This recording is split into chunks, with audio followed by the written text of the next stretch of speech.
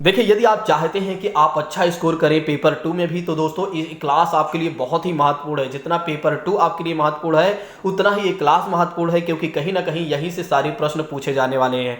तो ये मान के चलिए, अगर आप इस क्लास को अच्छे से देख लेते हैं, तो संविधान से आपका एक भी क्वेश्चन गलत नहीं होगा। आइए प्रारंभ करते हैं बिना किसी और बात की चर्चा करते हुए। जो लोग नए हैं वे क्या करें, चैनल को जरूर सब्सक्राइब कर लें। जो लोग पुराने हैं वे क्या करें, दूसरों को भी शेयर कर दें। दोस्तों आइए बात करते हैं संविधान के बारे में, समझिएगा अच्छे तरीके से। देखिए, संविधान के बारे में यदि हम बात करते हैं, तो जिस तरह से अगर हम देखते हैं कि हमारे घर में क्या होता है कि कुछ ना कुछ नियम कानून बना होता है, और उन्हीं नियम कानूनों के हिसाब से क्या होता है, हमें अपने घर में चलना होता है। और उसी तरह से अगर देखा जाए दोस्तों, तो हर एक देश के पास अपना कहीं ना कोई नियम कानून बना होता है, और उस देश के नागरिकों को उस कानून के हिसाब से चलना पड़ता है। उसी तरह से अगर देखा जाए दोस्तों, तो हमारे देश में भी क्या है, एक संविधान बना हुआ है, और इसी संविधान के अनुसार हमारे देश के लोगों को चलना पड़ता है, या कह सकते हैं हमारे देश के नागरिकों को चलना पड़ता है। अब देखिए, संविधान के बारे में यदि हम बात करते हैं, तो संविधान दो प्रकार से हो सकता है दोस्तों। अगर आपके एग्जाम में पूछा जाता है कि संविधान कितने प्रकार से हो सकते हैं, तो दो प्रकार से हो सकता है या हो सकते हैं। एक तो पहली बात करते हैं लिखित संविधान के बारे में। सबसे पहली बात क्या करते हैं, लिखित संविधान के बारे में। लिखित संविधान का मतलब ये हो जाता है कि ऐसा संविधान जिसमें सारी बातें लिखी गई होंगी। ऐसा संविधान जिसमें सारी बातें लिखी गई होंगी, ऐसे संविधान को क्या कहा जाता है, लिखित संविधान कहा जाता है। और दूसरा संविधान क्या होता है दोस्तों, दूसरे तरीका क्या है, दूसरा प्रकार ये है कि अलिखित संविधान, जहां पर नियम तो नहीं लिखे गए होंगे लेकिन नियम जरूर बने होंगे। जहां पर क्या होगा, नियम तो नहीं लिखे गए होंगे लेकिन नियम जरूर बना होगा, उसे क्या कहा जाता है दोस्तों, अलिखित संविधान। इस बात को ध्यान रखिएगा। जैसे लिखित संविधान के बारे में बात करते हैं, तो विश्व का पहला जो संविधान बना था दोस्तों लिखित में, ध्यान रखिएगा, ये आपके एग्जाम में पूछा जाता है। देखिए, लिखित रूप में अगर देखा जाए, तो विश्व का पहला संविधान अगर बना था कहीं का, तो वो बना था अमेरिका का संविधान बना था। कहाँ के संविधान बना था दोस्तों, तो अमेरिका का संविधान बना था। ये आपके एग्जाम में पूछा जाता है कि विश्व का पहला संविधान कहाँ का बना था दोस्तों, वो भी लिखित रूप में, तो अमेरिका का संविधान। इस बात को ध्यान रखिएगा।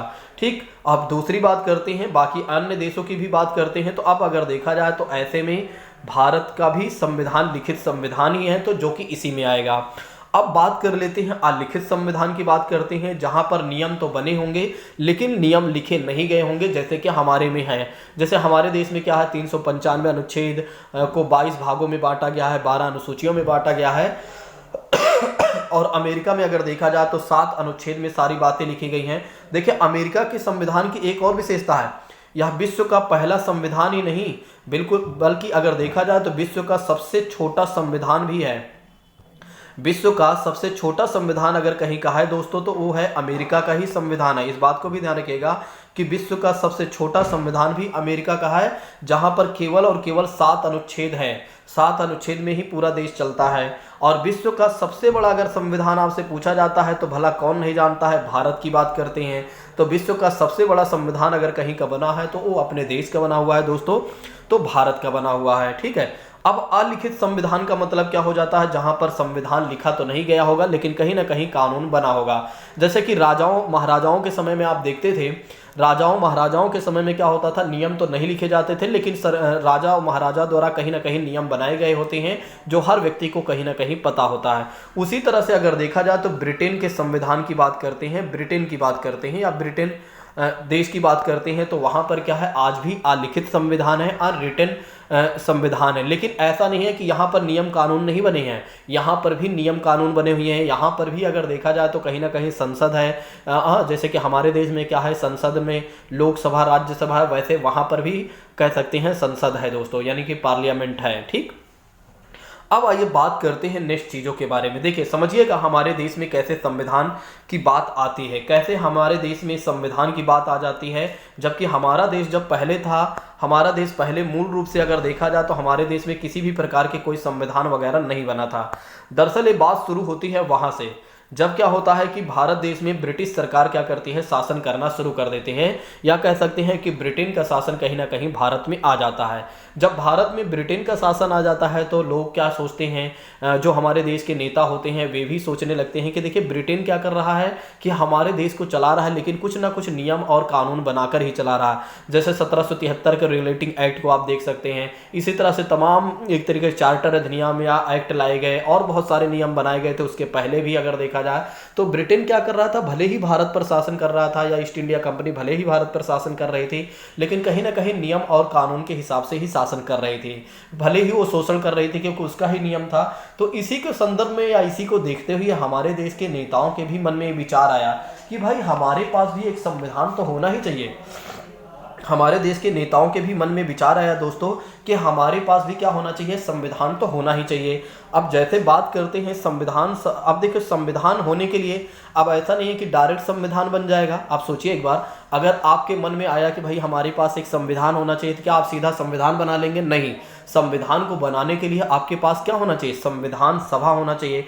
तो इसी को लेकर क्या होता है, संविधान बनाने को लेकर एक व्यक्ति होते हैं जिनके मन में एक विचार आता है और वे कहते हैं कि हमारे पास भी एक संविधान होना चाहिए। और जो संविधान होना चाहिए तो संविधान बनाने के लिए हमें क्या करना होगा, संविधान सभा का गठन करना होगा। तो मैं आपको बताता हूं, इस कहानी को समझिएगा।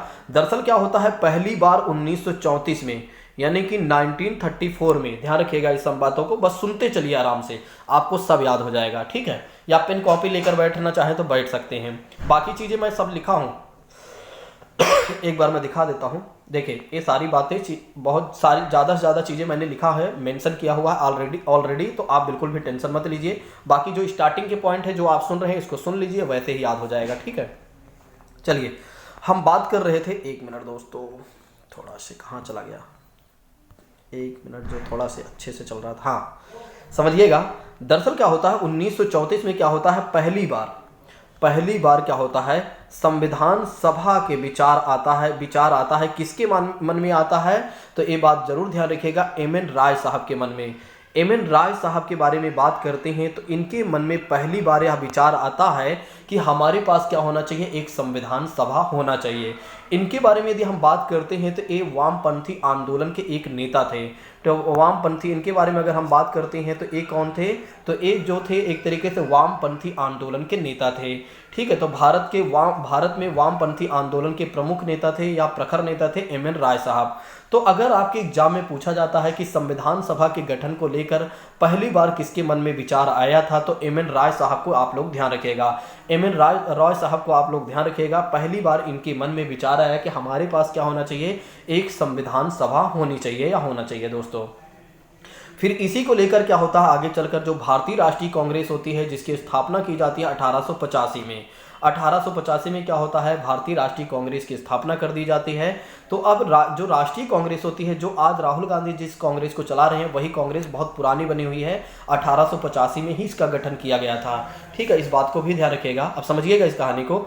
तो दरअसल क्या होता है, इसके एक साल बाद क्या होता है, यानी कि 1935 में एक और घटना होती है, और एक घटना ये होती है भारतीय राष्ट्रीय कांग्रेस की ओर से। किसके तरफ से, इसको मैं INC कर देता हूँ, इंडियन नेशनल कांग्रेस हो जाएगा, हाँ INC कर देता हूं। देखिए भारतीय राष्ट्रीय कांग्रेस यानी कि इंडियन नेशनल कांग्रेस, समझिएगा इस कहानी को। देखिए दरअसल क्या होता है कि 1935 में क्या होता है, भारतीय राष्ट्रीय कांग्रेस की तरफ से भी यही मांग की जाती है, लेकिन इस बार जो मांग की जाती है और किससे मांग की जाती है, ब्रिटिश सरकार से मांग की जाती है। पहले भी वो विचार आया था, आधिकारिक रूप से ब्रिटिश सरकार से मांग की जाती है, किसके द्वारा, 1935 में भारतीय राष्ट्रीय कांग्रेस द्वारा। अब यहाँ पर कहा जाता है भारतीय राष्ट्रीय कांग्रेस द्वारा कि भैया हमारे पास एक संविधान सभा होनी ही चाहिए, ठीक है, ताकि हम संविधान को बना सकें। अब फिर आगे चलकर फिर एक कहानी और जुड़ जाती है। इसके 3 साल बाद क्या होता है, नेहरू जी सजग होते हैं इस बात को लेकर, ठीक है, और जो कि कांग्रेस के ही नेता होते हैं, और इन्होंने भी मांग किया एक तरीके से भारतीय राष्ट्रीय कांग्रेस की ओर से। नेहरू जी ने भी मांग किया कि भाई हमारे पास क्या होना चाहिए, एक संविधान सभा होना चाहिए, ताकि हम संविधान को बना सकें। क्या होना चाहिए, हमारे पास एक संविधान सभा होनी चाहिए ताकि हम संविधान को बना सकें। लेकिन इन्होंने एक और बातें कही थी दोस्तों, जो हमारे पास संविधान सभा होनी चाहिए उसमें किसी भी व्यक्ति का बाहरी हस्तक्षेप नहीं होना चाहिए, समझिएगा। इन्होंने ब्रिटिश सरकार से कहा कि देखिए हमारे पास एक संविधान सभा होनी चाहिए जिसके हम संविधान तो बनाएंगे लेकिन उसमें किसी भी प्रकार का कोई भी व्यक्ति उसमें हस्तक्षेप नहीं करेगा, कोई बाहरी हस्तक्षेप नहीं करेगा। तो दरअसल फिर आगे चलकर क्या होता है, ब्रिटिश सरकार को इस बात को मानना ही पड़ता है आखिरकार। तो 1940 में क्या होता है दोस्तों, 1940 में क्या होता है, ब्रिटिश सरकार इसे आधिकारिक रूप से यानी कि स्वीकार कर लेती है कि हाँ ठीक है, आप संविधान सभा का निर्माण करिए। तो कहानी को फिर से एक बार मैं समझाता हूं, फिर आपको और अच्छे तरीके से क्लियर हो जाएगी बातें। देखिए संविधान सभा की मांग को लेकर सबसे पहले किसके मन में विचार आया था, तो 1934 में आया था। किसके मन में, एम.एन. राय साहब के मन में विचार आया था। फिर उसके बाद क्या हुआ, 1935 में क्या हुआ, भारतीय राष्ट्रीय कांग्रेस द्वारा यह मांग की गई आधिकारिक रूप से कि हमारे पास एक संविधान सभा होनी चाहिए ताकि हम संविधान का निर्माण कर सकें। फिर आगे चलकर क्या होता है, 1938 में एक और कहानी जुड़ती है, जब नेहरू जी क्या करते हैं, भारतीय राष्ट्रीय कांग्रेस के ही प्रमुख नेता होते हैं, इनके द्वारा मांग की जाती है ब्रिटिश सरकार से कि भाई हमारे पास एक संविधान सभा होनी ही चाहिए, ठीक है, जिससे हम क्या करें, अपने देश का संविधान बना सकें। लेकिन इन्होंने ये भी बातें कही थी कि इसमें किसी का बाहरी हस्तक्षेप नहीं होना चाहिए। तो ब्रिटिश सरकार ने अंतोगत्वा क्या किया, 1940 में मांग को स्वीकार कर लिया। और जब ब्रिटिश सरकार ने इसे स्वीकार कर लिया दोस्तों 1940 में, तो इसे किस नाम से जाना गया, अगस्त प्रस्ताव के नाम से जाना गया। तो अगर आपके एग्जाम में पूछा जाता है कि अगस्त प्रस्ताव क्या है, तो 1940 में जब ब्रिटिश सरकार ने क्या किया था, नेहरू की मांग को स्वीकार कर लिया था, तो वही था दोस्तों, ठीक है। इस बात को ध्यान रखिएगा, भूलिएगा नहीं। आगे चलकर क्या होता है दोस्तों, आगे चलकर क्या होता है, 1946 में क्या होता है, चुनाव होता है। और चुनाव होने के बाद क्या होता है, संविधान सभा के लोग चुने जाते हैं, ठीक है, कि कौन लोग संविधान सभा में बैठेंगे, कौन लोग बैठेंगे संविधान सभा में जो संविधान का निर्माण करेंगे। और आगे चलकर फिर क्या होता है, कहानी में एक नया चिन्ह जाता है और संविधान सभा का गठन कर दिया जाता है। और संविधान सभा की फिर पहली बैठक होती है। तो संविधान सभा की पहली बैठक कब होती है, 9 दिसंबर 1946 को। और उस समय क्या होता है, अस्थायी अध्यक्ष के रूप में किसे चुना जाता है, तो डॉक्टर सच्चिदानंद सिन्हा को चुना जाता है। इस बात को ध्यान रखिएगा। देखिए कितना बढ़िया तरीके से हमने आपको समझाया। एक बार आपको मैं यहाँ जोड़ देता हूँ, यानी कि थोड़ा सा संश्लेषण विधि लगा देता हूँ। विश्लेषण विधि के माध्यम से मैंने आपको समझाया, एक बार मैं संश्लेषण विधि के माध्यम से इसे समझा देता हूँ ताकि आपको अच्छे तरीके से क्लियर हो जाए। फिर यहाँ आप जुड़ जाएंगे तो उसके बाद आप नहीं भूलेंगे। देखिए हमने आपको बताया कि अगर देखा जाए तो संविधान जो है, संविधान की बात करते हैं तो जिस तरह से हमारे घर में क्या होता है, कहीं ना कहीं नियम कानून बने होते हैं, उसी तरह से हर एक देश के पास अपना कोई ना कोई नियम कानून बना होता है और उसी के अकॉर्डिंग क्या होता है, उस देश के नागरिकों को चलना होता है। तो इसी के संदर्भ में अगर देखा जाए तो हमने आपको बताया था संविधान 2 प्रकार से हो सकते हैं। एक तो लिखित संविधान होता है, दूसरा अलिखित संविधान होता है, ठीक है। लिखित संविधान के अंतर्गत हमने आपको बताया था जहां पर क्या होगा, सारे नियम कानून लिखे गए होंगे, ऐसे संविधान को क्या कहा जाएगा, लिखित संविधान कहा जाएगा। और लिखित संविधान के अंतर्गत हमने आपको बताया था कि अमेरिका जो है विश्व का पहला ऐसा देश है जिसने लिखित संविधान बनाया था। और अमेरिका का ही संविधान है जो विश्व का सबसे छोटा संविधान है। फिर हमने आपको बताया था कि लिखित संविधान में भारत के भी उदाहरण देखा जा सकता, भारत को भी उदाहरण के रूप में लिया जा सकता है। और विश्व का सबसे बड़ा अगर संविधान किसी देश का है तो वो है भारत का है। फिर हमने आपको बताया था कि अलिखित संविधान की बारे में बताया था। तो अलिखित संविधान के बारे में बात करते हैं तो ऐसा संविधान या जहां पर क्या होगा, नियम कानून बने होंगे लिखित, लेकिन नियम कानून लिखे नहीं गए होंगे, तो वो है ब्रिटेन का संविधान हमने आपको बताया था। और संविधान सभा के गठन को लेकर पहली बार किसके मन में विचार आया था दोस्तों, तो संविधान सभा के लेकर पहली बार किसके मन में विचार आया था, तो एम.एन. राय साहब के मन में आया था। और कब आया था, 1934 में। फिर क्या हुआ था, 1935, एक साल बाद क्या हुआ कि भारतीय राष्ट्रीय कांग्रेस द्वारा संविधान सभा की मांग की गई 1935 में। फिर उसके 3 साल बाद क्या हुआ, ध्यान रखिएगा, 1 साल का अंतर, फिर देखिए 34 के बाद 35, 1 साल का अंतर, फिर 3 साल का अंतर, 35 के बाद 3 जोड़ दीजिएगा, 38 हो जाएगा। अब 3 साल के बाद क्या होता है कि 3 साल के बाद क्या होता है, संविधान सभा की फिर मांग की जाती है। और किसके द्वारा की जाती है, पंडित जवाहरलाल नेहरू द्वारा मांग की जाती है।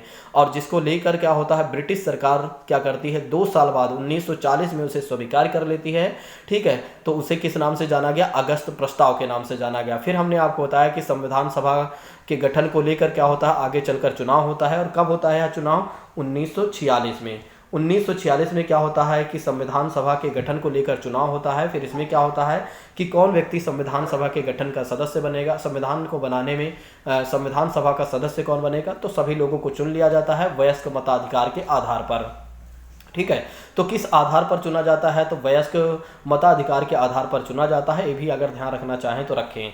ठीक है, आगे चलकर क्या होता है, 1946 में क्या होता है, संविधान सभा का गठन कर दिया जाता है। तो 1946 में क्या होता है दोस्तों, संविधान सभा का गठन कर दिया जाता है। अच्छा, यहाँ पर एक बात जरूर ध्यान रखिएगा, संविधान सभा में गांधी जी शामिल नहीं हुए थे, ये अपवाद में है। ध्यान रखिएगा, संविधान सभा में गांधी जी का कोई रोल नहीं रहा है, मतलब वे नहीं जुड़े थे। ठीक है, इस बात को जरूर ध्यान रखिएगा, भूलिएगा नहीं। अब आइए समझते हैं नेक्स्ट चीज़ों के बारे में। क्लियर। अब जब संविधान सभा का गठन हो गया दोस्तों, तो फिर संविधान सभा की बैठक भी होनी चाहिए। देखिए, संविधान सभा के जब गठन हो गया 1946 में, तो भाई एक तरीके से संविधान सभा की बैठक भी तो होनी चाहिए ना। तो संविधान सभा की बैठक कब होती है, पहली बैठक होती है दोस्तों 9 दिसंबर 1946 को। तो संविधान सभा की पहली बैठक कब होती है, 9 दिसंबर 1946 को। और अस्थायी अध्यक्ष के रूप में किसे चुना जाता है, डॉक्टर सच्चिदानंद सिन्हा को चुना जाता है। तो इस बात को आप जरूर ध्यान रखिएगा, अगर आपके एग्जाम में पूछा जाता है कि पहली बार संविधान सभा के गठन कब किया गया था, तो 9 दिसंबर 1946। उस समय अस्थायी अध्यक्ष के रूप में किसे चुना गया था, तो सच्चिदानंद सिन्हा को चुना गया था।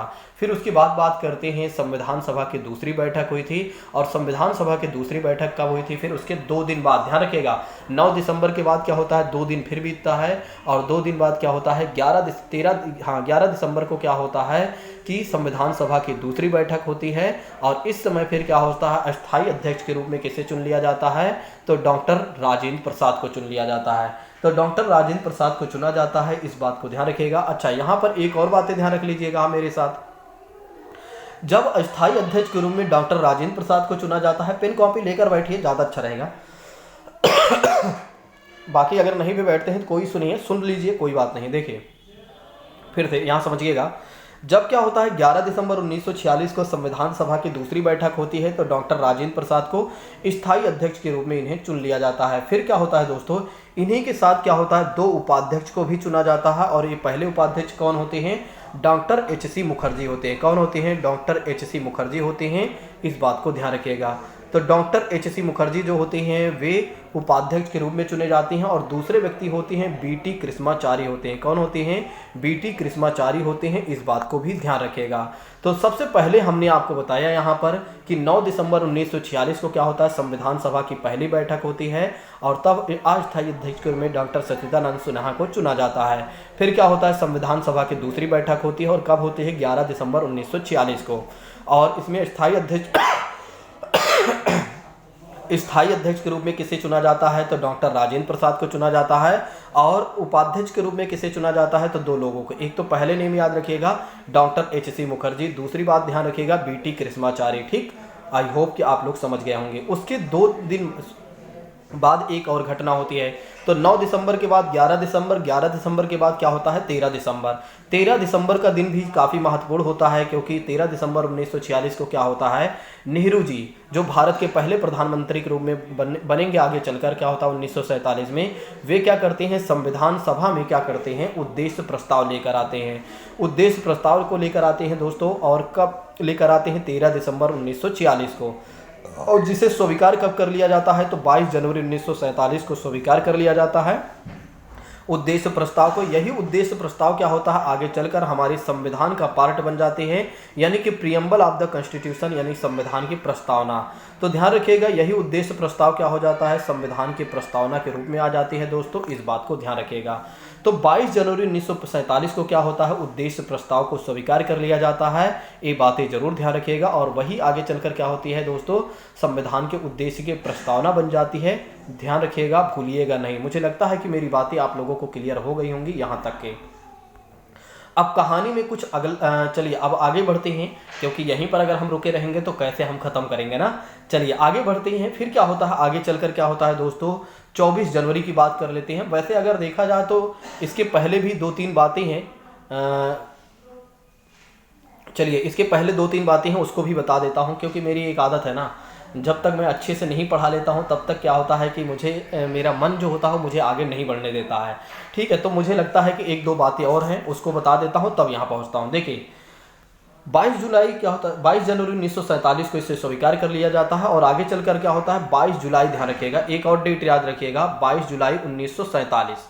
22 जुलाई 1947 को क्या होता है, 22 जुलाई 1947 को एक घटना ये होती है, राष्ट्रीय ध्वज को अपनाया जाता है। किसे अपनाया जाता है, राष्ट्रीय ध्वज, नेशनल फ्लैग, ध्यान रखिएगा, नेशनल फ्लैग को कब अपनाया जाता है संविधान सभा में, तो संविधान सभा में 22 जुलाई 1947 को अपनाया जाता है दोस्तों, इस बात को भी ध्यान रखिएगा। अच्छा, भारत कब राष्ट्रमंडल में, कॉमनवेल्थ में कब शामिल हो गया, तो 1949 में भारत शामिल हो गया था, इस बात को भी ध्यान रखिएगा। चलिए, अब 22 जुलाई के बाद क्या होता है, फिर 24 जनवरी की सारी घटना आती है। अब समझिएगा यहां से फिर से देखिए, दरअसल क्या होता है, आगे चलकर क्या होता है, 24 जनवरी आता है और 24 जनवरी को क्या होता है, संविधान सभा की बैठक होती है। ये जो 24 जनवरी है दोस्तों, बहुत ही महत्वपूर्ण डे होता है। 24 जनवरी 1950 को संविधान सभा की अंतिम बैठक ही नहीं, बल्कि अगर देखा जाए तो इस दिन 4 महत्वपूर्ण बातें होती हैं। एक तो पहली बात ये होती है, डॉक्टर राजेंद्र प्रसाद को क्या किया जाता है, भारत के पहले राष्ट्रपति के रूप में चुना जाता है। तो अगर आपके एग्जाम में पूछा जाता है डॉक्टर राजेंद्र प्रसाद को भारत के पहले राष्ट्रपति के रूप में कब चुना जाता है, तो 24 जनवरी 1950 को चुना जाता है। और 24 जनवरी 1950 को ही क्या होता है, एक और घटना होती है दोस्तों, 24 जनवरी 1950 को ही एक और घटना होती है, राष्ट्रगान को अपना लिया जाता है, यानी कि नेशनल एंथम को अपना लिया जाता है। इस बात को भी ध्यान रखिएगा, जो जन गण मन है। नेक्स्ट बात करते हैं, फिर 24 जनवरी 1950 को ही क्या होता है दोस्तों, राष्ट्रगीत, नेशनल सॉन्ग को भी अपना लिया जाता है, इस बात को भी ध्यान रखिएगा। और 24 जनवरी 1950 को ही क्या होता है, संविधान सभा की अंतिम बैठक होती है, संविधान सभा की अंतिम बैठक होती है। और आगे चलकर क्या होता है, 26 जनवरी 1950 को पूरे देश में संविधान लागू हो जाता है। इस कहानी को फिर से समझिएगा। देखिए, यहाँ तक आप लोगों को समझ में आ गई होंगी सारी बातें कि 22 जनवरी 1947 को उद्देश्य प्रस्ताव को स्वीकार कर लिया गया। उसके बाद क्या हुआ, 22 जुलाई 1947 की घटना हमने आपको बताया कि 22 जुलाई 1947 को क्या हुआ, राष्ट्रीय ध्वज को अपना लिया गया, नेशनल फ्लैग को अपना लिया गया।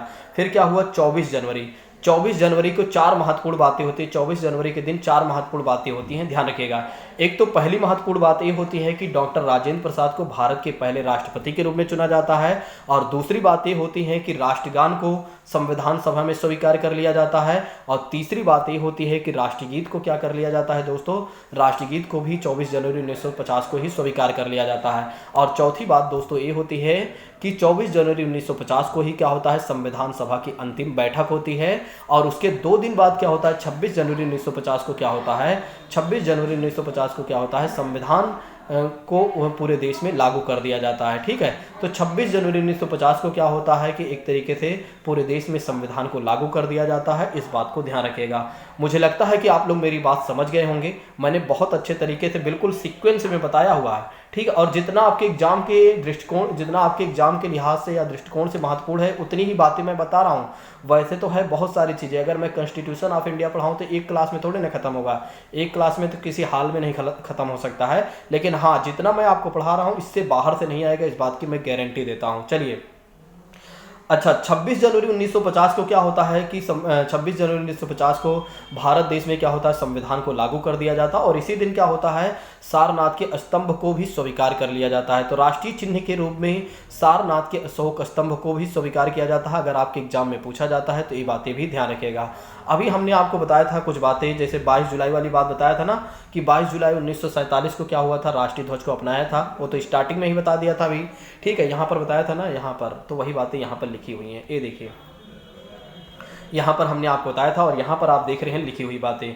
चलिए, अब आगे की कहानी में बढ़ते हैं। राष्ट्रीय ध्वज का डिजाइन किसने तैयार किया था, पिंगली वेंकैया ने किया था। तो इस बात को भी ध्यान रखिएगा कि राष्ट्रीय ध्वज को डिजाइन किसने किया था, पिंगली वेंकैया ने किया था। इस बार वेंकैया ने किया था दोस्तों, इस बात को भी ध्यान रखिएगा। नेक्स्ट बात करते हैं संविधान के संवैधानिक सलाहकार। ये आपके एग्जाम में कई बार आ चुका है कि संविधान के संवैधानिक सलाहकार कौन थे, तो बी.एन. राव साहब थे। कौन थे, बी.एन. राव साहब। इनके फुल फॉर्म के बारे में बात करते हैं, वेनेगल नरसिंह राव थे दोस्तों। तो इस बात को भी ध्यान रखिएगा कि एक तरीके से संविधान के संवैधानिक सलाहकार कौन थे, तो बी.एन. राव साहब थे, यानी कि वेनेगल नरसिंह राव थे। अब आइए बात करते हैं, कहानी को थोड़ा से आगे बढ़ाते हैं, नहीं तो फिर यहीं रह जाएंगे। चलिए, बात करते हैं प्रारूप समिति के बारे में, जिसे ड्राफ्टिंग कमेटी कहा जाता है या मसौदा समिति कहा जाता है या पांडुलेखन समिति कहा जाता है। इसका गठन कब किया गया था, आपके एग्जाम में बहुत ज़्यादा पूछा जाता है कि प्रारूप समिति का गठन कब किया गया था। तो 29 अगस्त 1947 को क्या किया गया था, प्रारूप समिति का गठन किया गया था 29 अगस्त 1947 को, इस बात को ध्यान रखिएगा। और इसके अध्यक्ष के रूप में किसे चुना गया था दोस्तों? इसके अध्यक्ष के रूप में अगर देखा जाए तो डॉक्टर भीमराव अंबेडकर साहब को चुना गया था। ये बातें भी ध्यान रखिएगा। और इसीलिए संविधान के निर्माता के रूप में भी इन्हें जाना जाता है, डॉक्टर भीमराव अंबेडकर जी को। चलिए नेक्स्ट बात करते हैं, अगर प्रारूप समिति में कुल कितने सदस्य थे? आपके एग्जाम में पूछा जाता है कि प्रारूप समिति में कुल कितने सदस्य थे दोस्तों? 7 सदस्य थे, और जिसमें अध्यक्ष के रूप में कौन थे? डॉक्टर भीमराव अंबेडकर थे। बस इतना ही ध्यान रखिएगा। बाकी 6 अन्य सदस्य कौन कौन से थे उनको भूल जाइए, क्योंकि इतना ज़्यादा आप डीप नहीं याद कर पाएंगे, नहीं तो मैं आपको बता ही देता। चलिए वैसे यहाँ बता दे रहा हूँ, बाकी अगर आपको याद करना है तो याद कर लीजिएगा। BL मित्र की बात करते हैं। BL मित्र, इनका नेम है BL मित्र, KM मुंशी, मोहम्मद सादुल्ला और अल्लादी कृष्ण स्वामी अय्यर, एन गोपाला स्वामी अय्यर और DP खेतान के बारे में बात करते हैं। दरअसल क्या होता है, DP खेतान में क्या होता है, DP खेतान की जगह कोई और भी ले लेता है, ये भी बता देता हूँ। दरअसल क्या होता है, 1948 में क्या होता है, इनकी मृत्यु हो जाती है। किसकी? DP खेतान की। DP खेतान की क्या होती है, 1948 में इनकी मृत्यु हो जाती है। तो इनकी जगह कौन लेता है? TT कृष्णाचारी लेते हैं। कौन? TT कृष्णाचारी लेते हैं, इस बात को भी ध्यान रखिएगा। तो इनके जगह किसने लिया था? आपके एग्जाम में पूछा जा सकता है कि जो प्रारूप समिति के सदस्य थे DP खेतान, जिनकी मृत्यु हो गई थी बीच में, उनकी जगह को किसने लिया था? तो आप जरूर बता दीजिएगा, TT कृष्णाचारी। नेक्स्ट बात करते हैं दोस्तों, N माधवराव के बारे में बात कर लेते हैं। तो यहाँ पर होंगे N माधवराव साहब। N माधवराव साहब के बारे में बात करते हैं तो इन्होंने क्या किया था? BL मित्र की जगह लिया था। BL मित्र के बारे में बात करते हैं, ये रहे BL मित्र। BL मित्र के बारे में बात करते हैं तो इन्होंने क्या किया था? अपना त्यागपत्र दे दिया था। इन्होंने क्या किया था? अपना रिजाइन दे दिया था बीच में प्रारूप समिति के सदस्यता से। क्यों दे दिया था? क्योंकि इनका स्वास्थ्य खराब हो गया था। तो इनकी जगह किसने लिया था? तो N माधवराव ने लिया था। किसने लिया था? N माधवराव ने लिया था, इस बात को भी ध्यान रखेगा। देखिए प्रारूप समिति में 3 बातें आपको तो याद रखना ही होगा, 3 बातें कम से कम। एक तो पहली बात याद रखना होगा कि इसके अध्यक्ष कौन थे, तो आपको बता देना है डॉक्टर भीमराव अंबेडकर को। ठीक, एक तो पहली बात ये याद रखना है। दूसरी बात आपको ये याद रखना है कि DP खेतान की जगह किसने लिया था, क्योंकि उनकी मृत्यु हो गई थी 1948 में, तो TT कृष्णाचारी ने उनकी जगह लिया था। और तीसरी बात आपको याद रखना है कि BL मित्र की जगह किसने लिया था? N माधवराव ने लिया था। क्यों लिया था? क्योंकि BL मित्र ने क्या किया था दोस्तों, इन्होंने अपना त्यागपत्र दे दिया था। बस इस बात को ध्यान रखिएगा। मुझे लगता है कि आप लोग मेरी बात समझ गए होंगे। अब आइए बात कर लेते हैं कुछ अन्य महत्वपूर्ण चीज़ों के बारे में। देखिए दरअसल बात करते हैं झंडा समिति के अध्यक्ष कौन थे, ये भी आपके एग्जाम में पूछा जाता है कि झंडा समिति के अध्यक्ष कौन थे, तो डॉक्टर राजेंद्र प्रसाद थे दोस्तों, इस बात को भी ध्यान रखिएगा। मूल अधिकार एवं अल्पसंख्यक समिति के अध्यक्ष के बारे में बात करते हैं तो वल्लभ भाई पटेल थे। कौन थे? तो मूल अधिकार एवं अल्पसंख्यक यानी फंडामेंटल राइट्स की बात करते हैं, फंडामेंटल राइट्स। और अल्पसंख्यक समिति के अध्यक्ष कौन थे? तो वल्लभ भाई पटेल थे, जो भारत के पहले उप प्रधानमंत्री के रूप में भी चुने गए थे आगे चलकर। नेक्स्ट बात करते हैं संघ शक्ति समिति के अध्यक्ष कौन थे? जवाहरलाल नेहरू थे। संविधान दिवस कब मनाया जाता है? तो 26 नवंबर को मनाया जाता है। क्यों मनाया जाता है? क्योंकि इसी दिन क्या हुआ था, 26 नवंबर 1949 को ही क्या हुआ था, संविधान को अंगीकृत किया गया था, यानी अंगीकरण किया गया था। कहाँ पर? संविधान सभा में।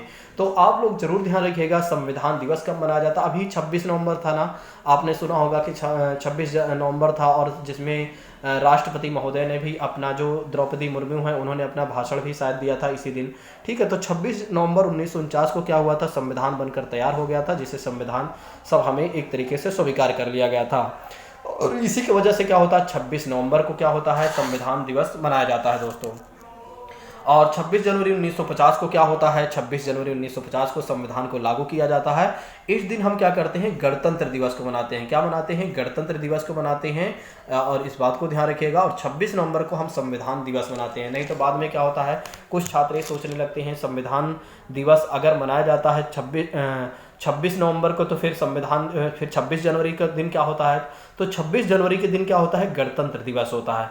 अच्छा, संविधान को बनने में कुल कितना समय लगा था, तो 2 वर्ष 11 महीने 18 दिन का समय लगा था। कुल कितना खर्च आया था, तो 64 लाख रुपए आया था। इस बात को अगर ध्यान रखना चाहें तो रख सकते हैं। कुल कितनी बैठकें हुई थी, तो अगर देखा जाए तो लगभग अगर देखा जाए तो 114 बैठकें आसपास हुई थी दोस्तों। ठीक है, तो इस बात को भी ध्यान रखना चाहें तो रख सकते हैं, नहीं तो कोई इशू नहीं है। ठीक है, तो 114 बैठकें लगभग बैठी हुई थी और कुल कितने देशों के संविधान को पढ़ा गया था? तो लगभग अगर देखा जाए तो कितने देशों के 60 देशों के संविधान को कम से कम पढ़ा गया था। अच्छा, भारत कब गणतंत्र बना? अभी हमने आपको बताया था ना, गणतंत्र दिवस हम कब मनाते हैं? 26 जनवरी 1950 को। तो भारत कब गणतंत्र बन गया? तो 26 जनवरी 1950 को। दोस्तों इस बात को ध्यान रखिएगा। अब आइए बात करते हैं नेक्स्ट चीज़ों के बारे में। सबसे पहले आइए समझते हैं नागरिकता के बारे में।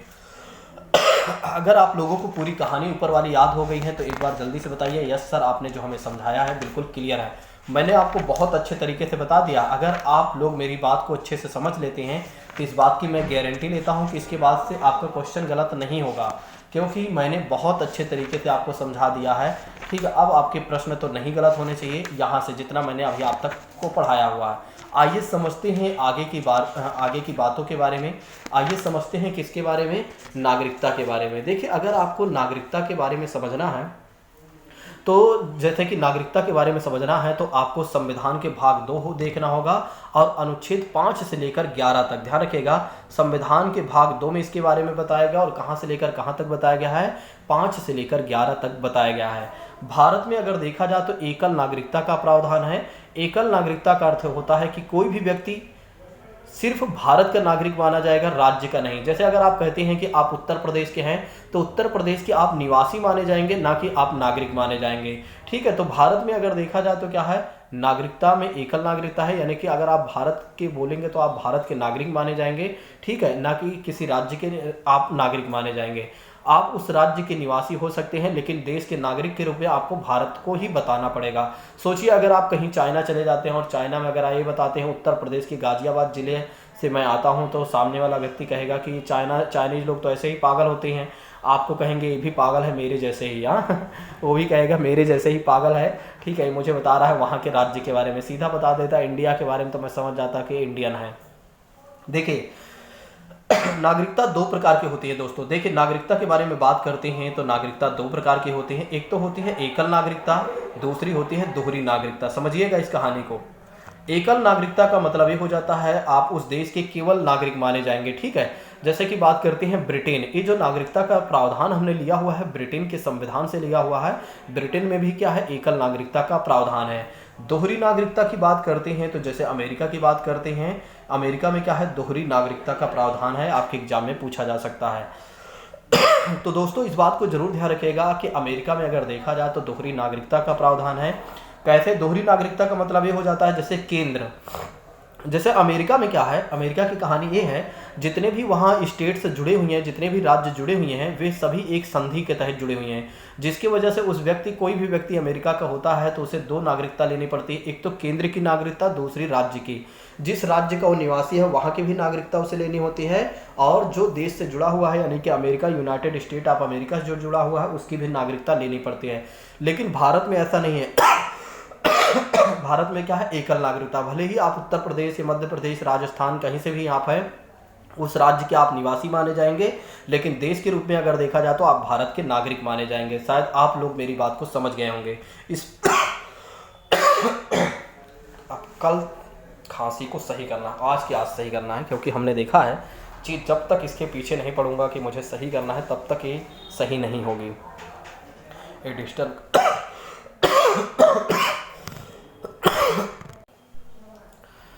चलिए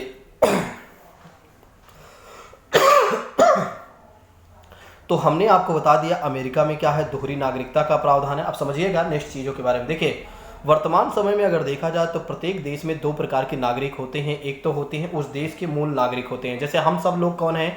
हम सब लोग वे हैं जो इस देश के मूल नागरिक हैं। हमारा जन्म भी यहीं पर हुआ है, इसलिए हम इस देश के मूल नागरिक माने जाते हैं। दूसरे व्यक्ति होते हैं विदेशी नागरिक। विदेशी नागरिक वे होते हैं जो किसी दूसरे देश से आते तो हैं लेकिन इस देश की नागरिकता ले लेते हैं। जैसे मान लीजिए कोई व्यक्ति आया अमेरिका का और भारत में रहने लगा और भारत की बातें उसे अच्छी लगने लगी और उसने भारत की नागरिकता ले लिया तो उसे विदेशी नागरिक माना जाएगा। हम लोग कौन है? मूल नागरिक हैं। ठीक है, ध्यान रखिएगा, हम लोग मूल नागरिक हैं। अगर कोई व्यक्ति दूसरे देश का आता है और भारत देश में वो निवास करने लगता है यानी कि यहाँ की नागरिकता ले लेता है तो उसे विदेशी नागरिक माना जाएगा। अच्छा, विदेशी नागरिक भी दो प्रकार के होते हैं। एक तो विदेशी मित्र के नागरिक, विदेशी देश के मित्र, जैसे विदेशी मित्र की बात करते हैं और विदेशी शत्रु की बात करते हैं। समझिएगा इस कहानी को। दरअसल क्या है, विदेशी मित्र का मतलब जैसे जिस देश के साथ हमारा अच्छा संबंध है, अगर उस देश के नागरिक भारत देश में आते हैं तो फिर उसे विदेशी मित्र का नागरिक माना जाएगा। अगर कोई जैसे पाकिस्तान का कोई व्यक्ति भारत में आता है तो विदेशी शत्रु का नागरिक को माना जाएगा। नेक्स्ट बात करते हैं केवल भारतीय नागरिकों को प्राप्त अधिकार। जैसे कि अगर कोई व्यक्ति भारत का नागरिक है तो उसे कौन कौन से अधिकार मिले हुए हैं। जैसे भारत के सर्वोच्च पद प्राप्त हो सकते हैं। अगर भारत का राष्ट्रपति बनना है तो क्या होना चाहिए, व्यक्ति भारत का नागरिक होना चाहिए। अच्छा, इस बात को ध्यान रखिएगा, जैसे भारत में आपको किसी भी पद पर जाना है तो ऐसा नहीं है कि आप उस देश के मतलब भारत में ही आपका जन्म होना चाहिए, नहीं। अमेरिका का भी व्यक्ति अगर भारत में चाहे तो वो भारत का राष्ट्रपति बन सकता है। बस उसे क्या करना होगा, भारत की नागरिकता लेनी होगी और चुनाव वगैरह जो भी प्रक्रिया होती है उस प्रोसीजर को फॉलो करना होगा। बस उस प्रोसीजर से वो क्या कर सकता है, भारत का राष्ट्रपति बन सकता है। लेकिन अमेरिका में क्या ऐसा है, नहीं। अमेरिका में अगर किसी व्यक्ति को अमेरिका का राष्ट्रपति बनना है तो उसका जन्म अमेरिका में ही होना चाहिए, तभी वो व्यक्ति अमेरिका का राष्ट्रपति बन पाएगा। लेकिन भारत में क्या कहा गया है कि भारत में जन्म की बात तो नहीं की गई है, लेकिन अगर व्यक्ति भारत का नागरिक है तो उसे क्या क्या प्राप्त हो सकते हैं, भारत का सर्वोच्च पद प्राप्त हो सकता है, संवैधानिक पद प्राप्त कर सकता है, जैसे IAS IPS की बात करते हैं, या किसी भी पद पर जा सकता है। चुनाव लड़ना चाहता है तो चुनाव लड़ सकता है, मतदान करना चाहता है तो मतदान भी कर सकता है। तो उसे मतदान करने के भी एक तरीके से अगर देखा जाए तो कहीं ना कहीं क्या है, अधिकार दिए जाते हैं।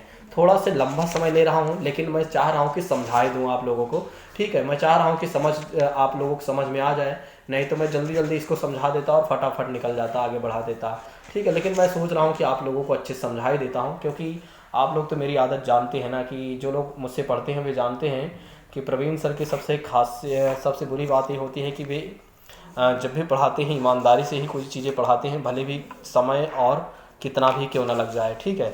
तो ये जो बातें होती है ना, वो मन को कहीं ना कहीं परेशान करती हैं। अगर मैं ईमानदारी से ना पढ़ाऊँ कोई चीज़ें और ऐसे ही जल्दी आगे बढ़ जाओ तो फिर ये दिक्कतें होती हैं कहीं ना कहीं दोस्तों, ठीक है। चलिए बात करते हैं।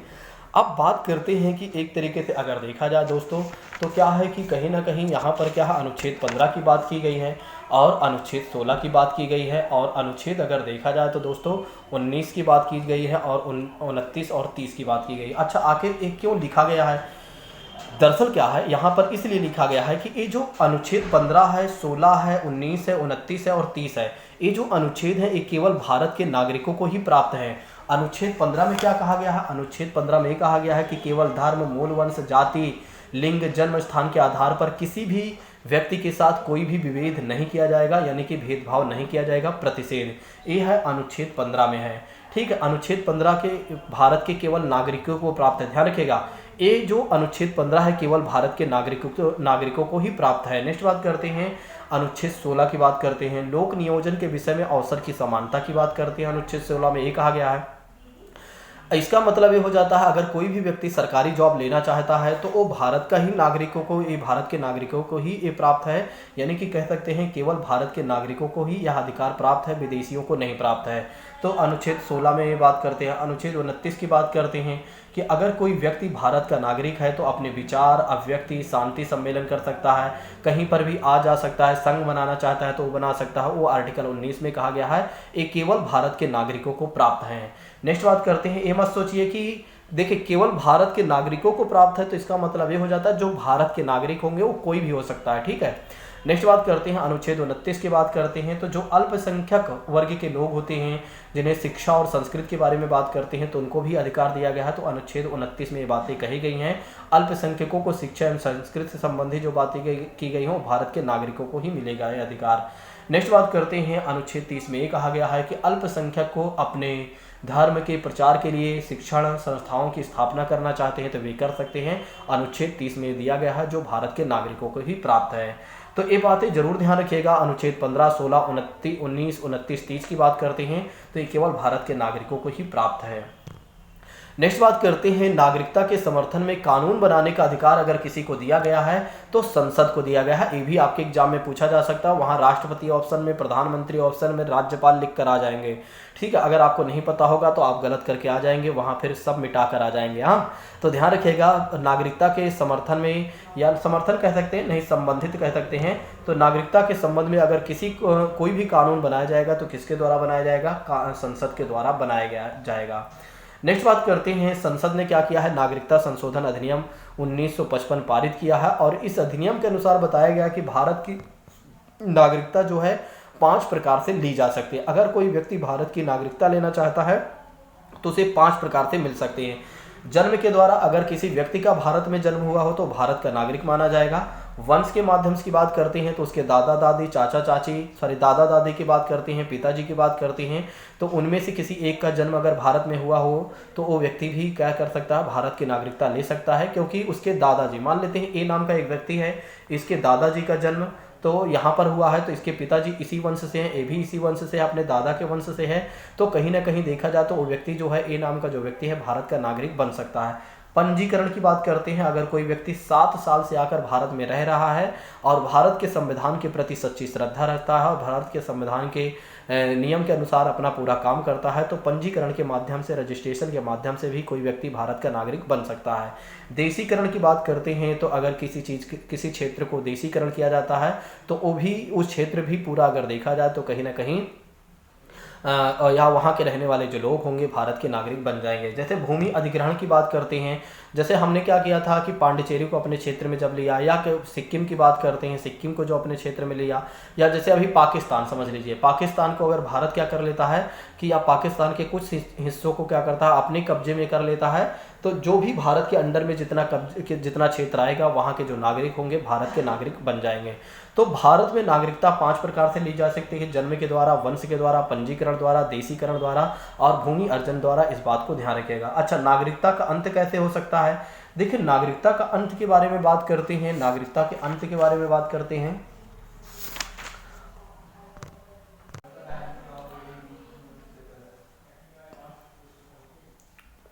तो नागरिकता के अंत के बारे में बात करते हैं तो देखो, नागरिकता के से वंचित करने की शक्ति किसके पास है? संसद के पास है। पहले तो ये समझ लीजिए।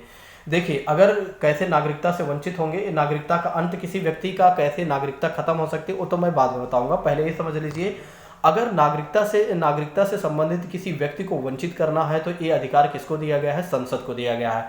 अच्छा, कौन व्यक्ति कैसे नागरिकता समाप्त हो सकती है? तो एक तो युद्ध काल में क्या है, शत्रु क्या कर रहा है, शत्रु देश की कोई व्यक्ति सहायता कर रहा है तो उसकी भी नागरिकता समाप्त हो सकती है। या किसी व्यक्ति ने क्या किया है, संविधान के प्रति अविश्वास दिखाया हुआ है, या अविश्वास कहीं ना कहीं किया है, या संविधान की एक तरीके से कह सकते हैं वैसे तो उल्लंघन नहीं कह सकते हैं कि एक तरीके से संविधान के प्रति अविश्वास दिखाया है, ठीक है, तो भी उस व्यक्ति की नागरिकता समाप्त हो सकती है। नेक्स्ट बात करते हैं, स्वेच्छा से भारत की नागरिकता छोड़ देना।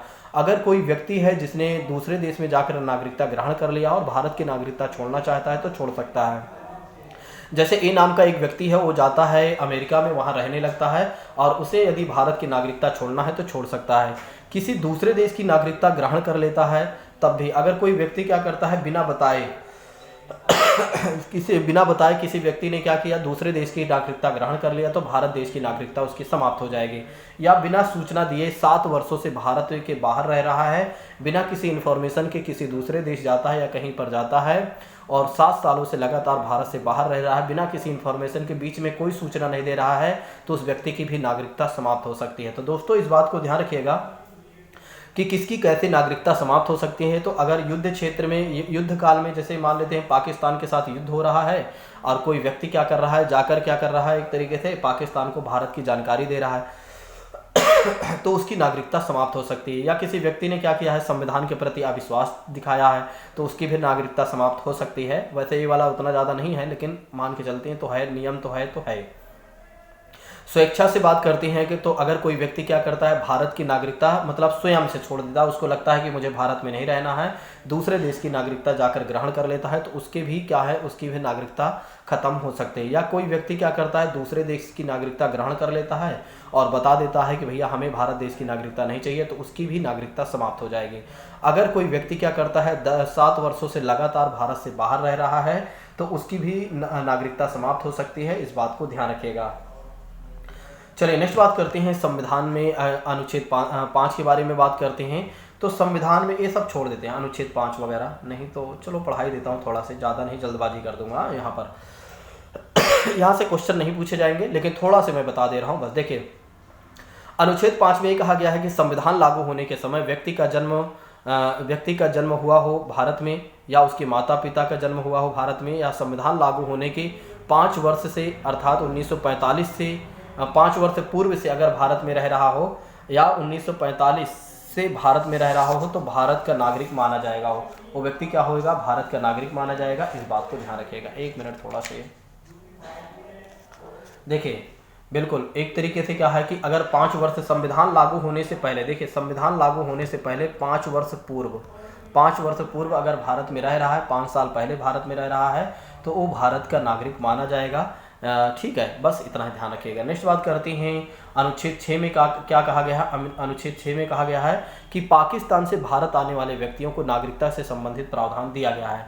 तो ध्यान रखिएगा, पाकिस्तान से, इसमें कहने का मतलब ये हो जाता है कि एक व्यक्ति जो है जो पाकिस्तान से भारत आया हो, या उसके दादा दादी जब भारत विभाजित हुआ हो, मतलब कि भारत 2 भागों में जब बटा था, तो भारत में पैदा हुआ हो, या निम्न में से कोई भी 1-2 शर्त पूरा करता है। यदि 19 जुलाई 1948 से पूर्व भारत में आया हो, ठीक है, या एक तरीके से 19 जुलाई 1948 के बाद अगर भारत में आया हो और उसने क्या किया हो, पंजीकरण रजिस्ट्रेशन करवाया हो, तब भी वो व्यक्ति भारत का नागरिक माना जाएगा। 6 महीने तक भारत में रहा हो तो व्यक्ति भारत का नागरिक माना जाएगा। इस बात को ध्यान रखना चाहें तो रख सकते हैं, कोई ज़्यादा इशू नहीं है।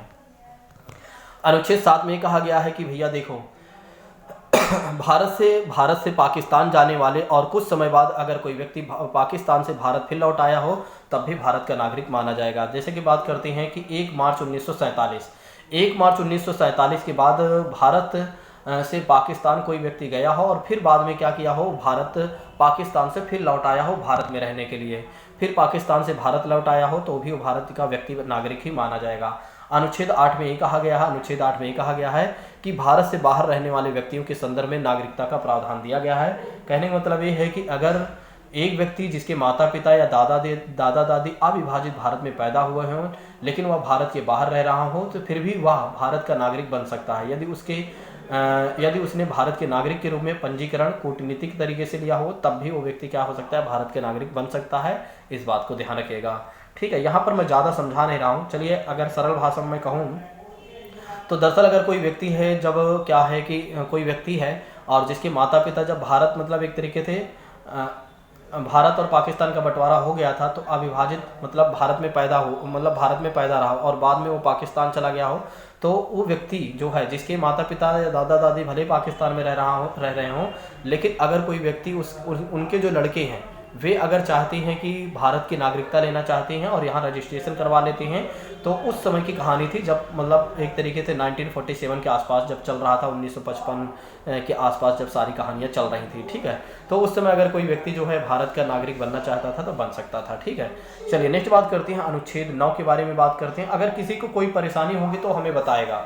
दरअसल क्या है, यहाँ मैं ज़्यादा समझा नहीं रहा हूँ, नहीं तो मैं चाहूँ तो आपको और अच्छे तरीके से समझा दूँ, क्योंकि समय यहाँ पर ज़्यादा नहीं है। देखिए अनुच्छेद 9 में कहा गया है कि स्वेच्छा से भारत की नागरिकता छोड़ देने पर व्यक्ति भारत का नागरिक नहीं रहेगा। इस बात को ध्यान रखिएगा। अगर कोई व्यक्ति, देखिए इसमें कहा जाता है कि अनुच्छेद 9 याद रखिएगा, अगर कोई व्यक्ति स्वेच्छा से भारत की नागरिकता छोड़ देता है तो क्या होता है कि भारत का नागरिक नहीं माना जाएगा। ध्यान रखिएगा, वो व्यक्ति भारत का नागरिक नहीं माना जाएगा, इस बात को भूलिएगा नहीं। अगर कोई व्यक्ति दूसरे देश की नागरिकता कुल मिलाकर ले लेता है और भारत की नागरिकता छोड़ देता है तो। नेक्स्ट बात करते हैं नागरिकता के अधिकार बना रहने के बारे में। अगर देखा जाए तो किसमें है, अनुच्छेद 10 में है। नेक्स्ट बात करते हैं, अनुच्छेद 11 में कहा गया है नागरिकता के संदर्भ में अगर कोई कानून बनाएगा तो कौन बनाएगी, संसद बनाएगी, और संसद को यह शक्ति दी गई है। दोस्तों इस बात को ध्यान रखिएगा। तो दोस्तों हमने आपको नागरिकता के बारे में भी बता दिया। ठीक है, जितना ऊपर मैंने आपको बताया है बस इतना अगर आप ध्यान रखते हैं तब भी आपका काम हो जाएगा। यहाँ तक की कहानी ज़्यादा याद रखिएगा, बाकी अनुच्छेद 11 को जरूर ध्यान रखिएगा। आपके एग्जाम में पूछा जा सकता है कि नागरिकता से संबंधित कानून कोई अगर बनाएगा तो कौन बनाएगा, संसद, राष्ट्रपति। ठीक है, तो ध्यान रखिएगा संसद बनाएंगे ना कि राष्ट्रपति बनाएंगे। चलिए अब बात करते हैं मौलिक अधिकार के बारे में, यानी फंडामेंटल राइट्स के बारे में। देखिए फंडामेंटल राइट्स के बारे में यदि हम बात करते हैं तो इसके बारे में कहाँ से किस में बताया गया है, तो संविधान के भाग 3 में बताया गया है। अनुच्छेद 12 से लेकर 35 तक बताया गया है। अनुच्छेद 12 से लेकर 35 तक है दोस्तों। तो 12 से लेकर 35 तक किसके बारे में बताया गया है, मौलिक अधिकार के बारे में बताया गया है। इस बात को ध्यान रखें। अच्छा, मौलिक अधिकार को हमने किस देश के संविधान से लिया हुआ है, तो मौलिक अधिकार को हमने कहाँ से लिया हुआ है दोस्तों, तो मौलिक अधिकार को हमने लिया हुआ है अमेरिका के संविधान से लिया हुआ है। इसमें इस बात को भी ध्यान रखिएगा, भारत का मैग्ना कार्टा की संज्ञा अगर किसी को दी गई है तो संविधान के भाग 3 को दी गई है या दिया गया है। तो भारत के मैग्ना कार्टा के रूप में किसे दिया गया है, तो मौलिक अधिकार यानी कि कह सकते हैं भारत की संज्ञा संविधान के भाग 3 को दिया गया है। नेक्स्ट बात करते हैं, व्यक्ति के विकास के लिए जो अधिकार आवश्यक होते हैं उसे क्या कहा जाता है, मूल अधिकार कहा जाता है, यानी फंडामेंटल राइट्स कहा जाता है। तो व्यक्ति के विकास के लिए जो अधिकार आवश्यक होते हैं उसे क्या कहा गया दोस्तों, मूल अधिकार कहा गया है। जैसे कि बात करते हैं शिक्षा की बात करते हैं, आवास की बात करते हैं, चिकित्सा की बात करते हैं, सुरक्षा, भोजन, रोजगार, तो ये सब क्या है एक तरीके से, ये सब क्या है दोस्तों, ये सब क्या है एक तरीके से मूल अधिकार है। ठीक है, इस बात को ध्यान रखिए। नेक्स्ट बात करते हैं, देखिए मौलिक अधिकार जो है वाद योग्य है या न्याय योग्य है। अर्थात कहने का मतलब ये है कि अगर मौलिक अधिकार का कोई व्यक्ति हनन करता है तो सीधे आप न्यायालय जा सकते हैं। और न्यायालय में कहाँ जा सकते हैं, एक तो अनुच्छेद 32 के तहत आप सुप्रीम कोर्ट जा सकते हैं, और अनुच्छेद 226 के तहत आप कहाँ जा सकते हैं, हाई कोर्ट जा सकते हैं। तो अगर कोई भी, कहने का मतलब ये है, सरकार अगर आपके संविधान के फंडामेंटल राइट्स का वायलेंस करती है, यानी कि उल्लंघन करती है सरकार, तो आप अनुच्छेद 32 के थ्रू कहाँ जा सकते हैं, सुप्रीम कोर्ट जा सकते हैं। अनुच्छेद 226 के थ्रू आप हाई कोर्ट जा सकते हैं। आपके एग्जाम में ये पूछा जाता है कि अगर आपके फंडामेंटल राइट्स का किसी ने हनन किया हुआ है या अधिकार का वायलेंस किया हुआ है तो आप कहाँ जाएंगे, तो आप सीधे सुप्रीम कोर्ट और हाई कोर्ट जा सकते हैं। सुप्रीम कोर्ट कब किस अनुच्छेद के तहत जा सकते हैं, अनुच्छेद 32 के तहत, और हाई कोर्ट कब जा सकते हैं, अनुच्छेद 226 के तहत। आपके एग्जाम में ये भी पूछा जा सकता है कि क्या मौलिक अधिकार जो है वो वाद योग्य है या न्याय योग्य है या नहीं, तो बिल्कुल आप बता दीजिए कि वाद योग्य या न्याय योग्य है, क्योंकि अगर मौलिक अधिकार का कोई हमारा हनन करता है तो हम कहाँ जा सकते हैं, सीधे न्यायालय में जा सकते हैं। अच्छा, मौलिक अधिकार का संरक्षक किसे कहा गया है, प्रोटेक्टर के रूप में किसे कहा गया है, सुप्रीम कोर्ट का कहा गया। आपके एग्जाम में ये भी पूछा जा सकता है, ये भी पूछा जाता है कि मौलिक अधिकार को संरक्षक के रूप में किसे माना गया है, तो दोस्तों मौलिक अधिकार को संरक्षक के रूप में किसे कहा रखा गया है, सुप्रीम कोर्ट को रखा गया है। अच्छा, जब 26 जनवरी 1950 को संविधान लागू हुआ था तो उसी समय क्या था, हमारे पास 7 मौलिक अधिकार थे। उस समय हमारे पास कितने फंडामेंटल राइट्स थे दोस्तों, तो 7 थे। इस बात को ध्यान रखिएगा। आगे चलकर इसमें एक कट जाता है, और एक कौन सा कटता है अभी मैं आपको बताने वाला हूँ। इसमें होगा तो ठीक है, नहीं तो मैं वैसे ही बता दूंगा। चलिए, है इसमें देखिए जो 24 आगे चलकर क्या हुआ था, 1978 में क्या हुआ था, देखिए इसमें क्या था, 31 अनुच्छेद 31 में क्या था, एक मौलिक अधिकार और था दोस्तों, जिसको क्या किया गया था, और जिसको क्या किया गया था, 44वें संविधान संशोधन अधिनियम 1978 के द्वारा क्या किया गया था, मौलिक अधिकार से हटाकर कानूनी अधिकार बना दिया गया और अनुच्छेद 300A में रख दिया गया। तो पहले मूल रूप से अगर देखा जाए तो हमारे पास क्या थे, 7 मौलिक अधिकार थे, जिसमें से एक मौलिक अधिकार को हमने हटा दिया। ठीक है, और कौन से मौलिक अधिकार को हमने हटाया था, संपत्ति के अधिकार को हमने हटाया था। तो ध्यान रखिएगा, संपत्ति के अधिकार, यहाँ सम्मति लिखा हुआ है, संपत्ति ध्यान रखिएगा थोड़ा से, ठीक है, शब्दों पर मत जाइए। देखिए, संपत्ति के अधिकार की बात करते हैं तो इसे मौलिक अधिकार में रखा गया था, और किस अनुच्छेद में रखा गया था, तो अनुच्छेद 31 में रखा गया था। तो 6वें अनुच्छेद में, मतलब कि 6वां मौलिक अधिकार के रूप में इसे रखा गया था, और जिसे 44वें संविधान संशोधन अधिनियम 1978 के माध्यम से क्या किया गया, हटा दिया गया, और इसे कहाँ शिफ्ट कर दिया गया, कानूनी अधिकार के रूप में अनुच्छेद 300A में रख दिया गया। ठीक, आई होप कि आप लोग मेरी बात को समझ गए होंगे। चलिए, अब आइए देख लेते हैं कि वर्तमान में कितने प्रकार के मौलिक अधिकार हैं दोस्तों। तो वर्तमान में अगर देखा जाए तो 6 प्रकार के मौलिक अधिकार हैं। एक तो पहली बात करते हैं समता का अधिकार जो अनुच्छेद 14 से लेकर 18 तक है। दूसरी बात करते हैं स्वतंत्रता का अधिकार अनुच्छेद 19 से लेकर 22 तक है। और तीसरी बात करते हैं शोषण के विरुद्ध अधिकार की बात करते हैं अनुच्छेद 23 से लेकर 24 तक है। फिर चौथी बात करते हैं धर्म की स्वतंत्रता का अधिकार की बात करते हैं अनुच्छेद 25 से लेकर 28 तक है। और नेक्स्ट बात करते हैं पांचवी बात करते हैं संस्कृति और शिक्षा संबंधी अधिकार की बात करते हैं। तो एक तरीके से अगर देखा जाए तो 29 से लेकर 30 तक है। नेक्स्ट बात करते हैं संवैधानिक उपचारों का अधिकार की बात करते हैं तो अनुच्छेद 32 है। ठीक है, तो इस बात को ध्यान रखें। अब इसको याद कैसे करना है? अब कुछ लोग सोच रहे होंगे सर ये कहानी कहाँ याद होगी हमें। चलिए कहानी को याद करना कैसे है, देखिए एक एक अक्षर के पहली चीजें को ले लेते हैं। ठीक है, पहला क्या हो गया दोस्तों, सा हो गया, तो हम सा को ले लेते हैं, सा। फिर आधा सा कर लेते हैं ना, फिर सो कर लेते हैं। अब देखो सा सो हो गया, ठीक है, सा सो, ध्यान रखिएगा 3 बातें ए। फिर डी, अब धर्म को डी से ले लीजिए, फिर एस कर लीजिए, डी एस एस, सासो डी एस एस, या धा सा धा, या धस कर लीजिए, धस। हाँ ऐसे याद कर लीजिए, धस धस याद कर लीजिए। ठीक, देखिए एक तो पहला क्या है, सा सो सो, सा सो सा, फिर सा आधा सा, फिर सो हो जाएगा, फिर क्या हो जाएगा, धस, धा सा सा। ठीक, तो सा फॉर क्या हो जाएगा, सा मतलब जो श्रोता वाला सा है समता का अधिकार, अनुच्छेद कहाँ से लेकर कहाँ तक है, अनुच्छेद 14 से लेकर 18 तक है। फिर आधा सा का मतलब क्या हो जाएगा, स्वतंत्रता का अधिकार हो जाएगा। ठीक है, 700 याद कर लीजिए, याद हो जाएगा। स्वतंत्रता का अधिकार अनुच्छेद 19 से लेकर 22 तक, कहानी से याद करिए। देखिए 14 के बाद 15 आएगा, 15 के बाद 16 आएगा, 16 के बाद 17 आएगा, 17 के बाद 18 आ जाएगा। ठीक, 18 तक हमने याद कर लिया, पहले में 14 से लेकर 18 तक। फिर दूसरे में क्या है, सा, दूसरा आधा सा आ गया, आधा सा में क्या हो जाएगा, स्वतंत्रता का अधिकार अनुच्छेद 19 से लेकर 22 तक। 19 आया, 20 आया, 21 आया, 22 आया, 4 इसमें आ गया।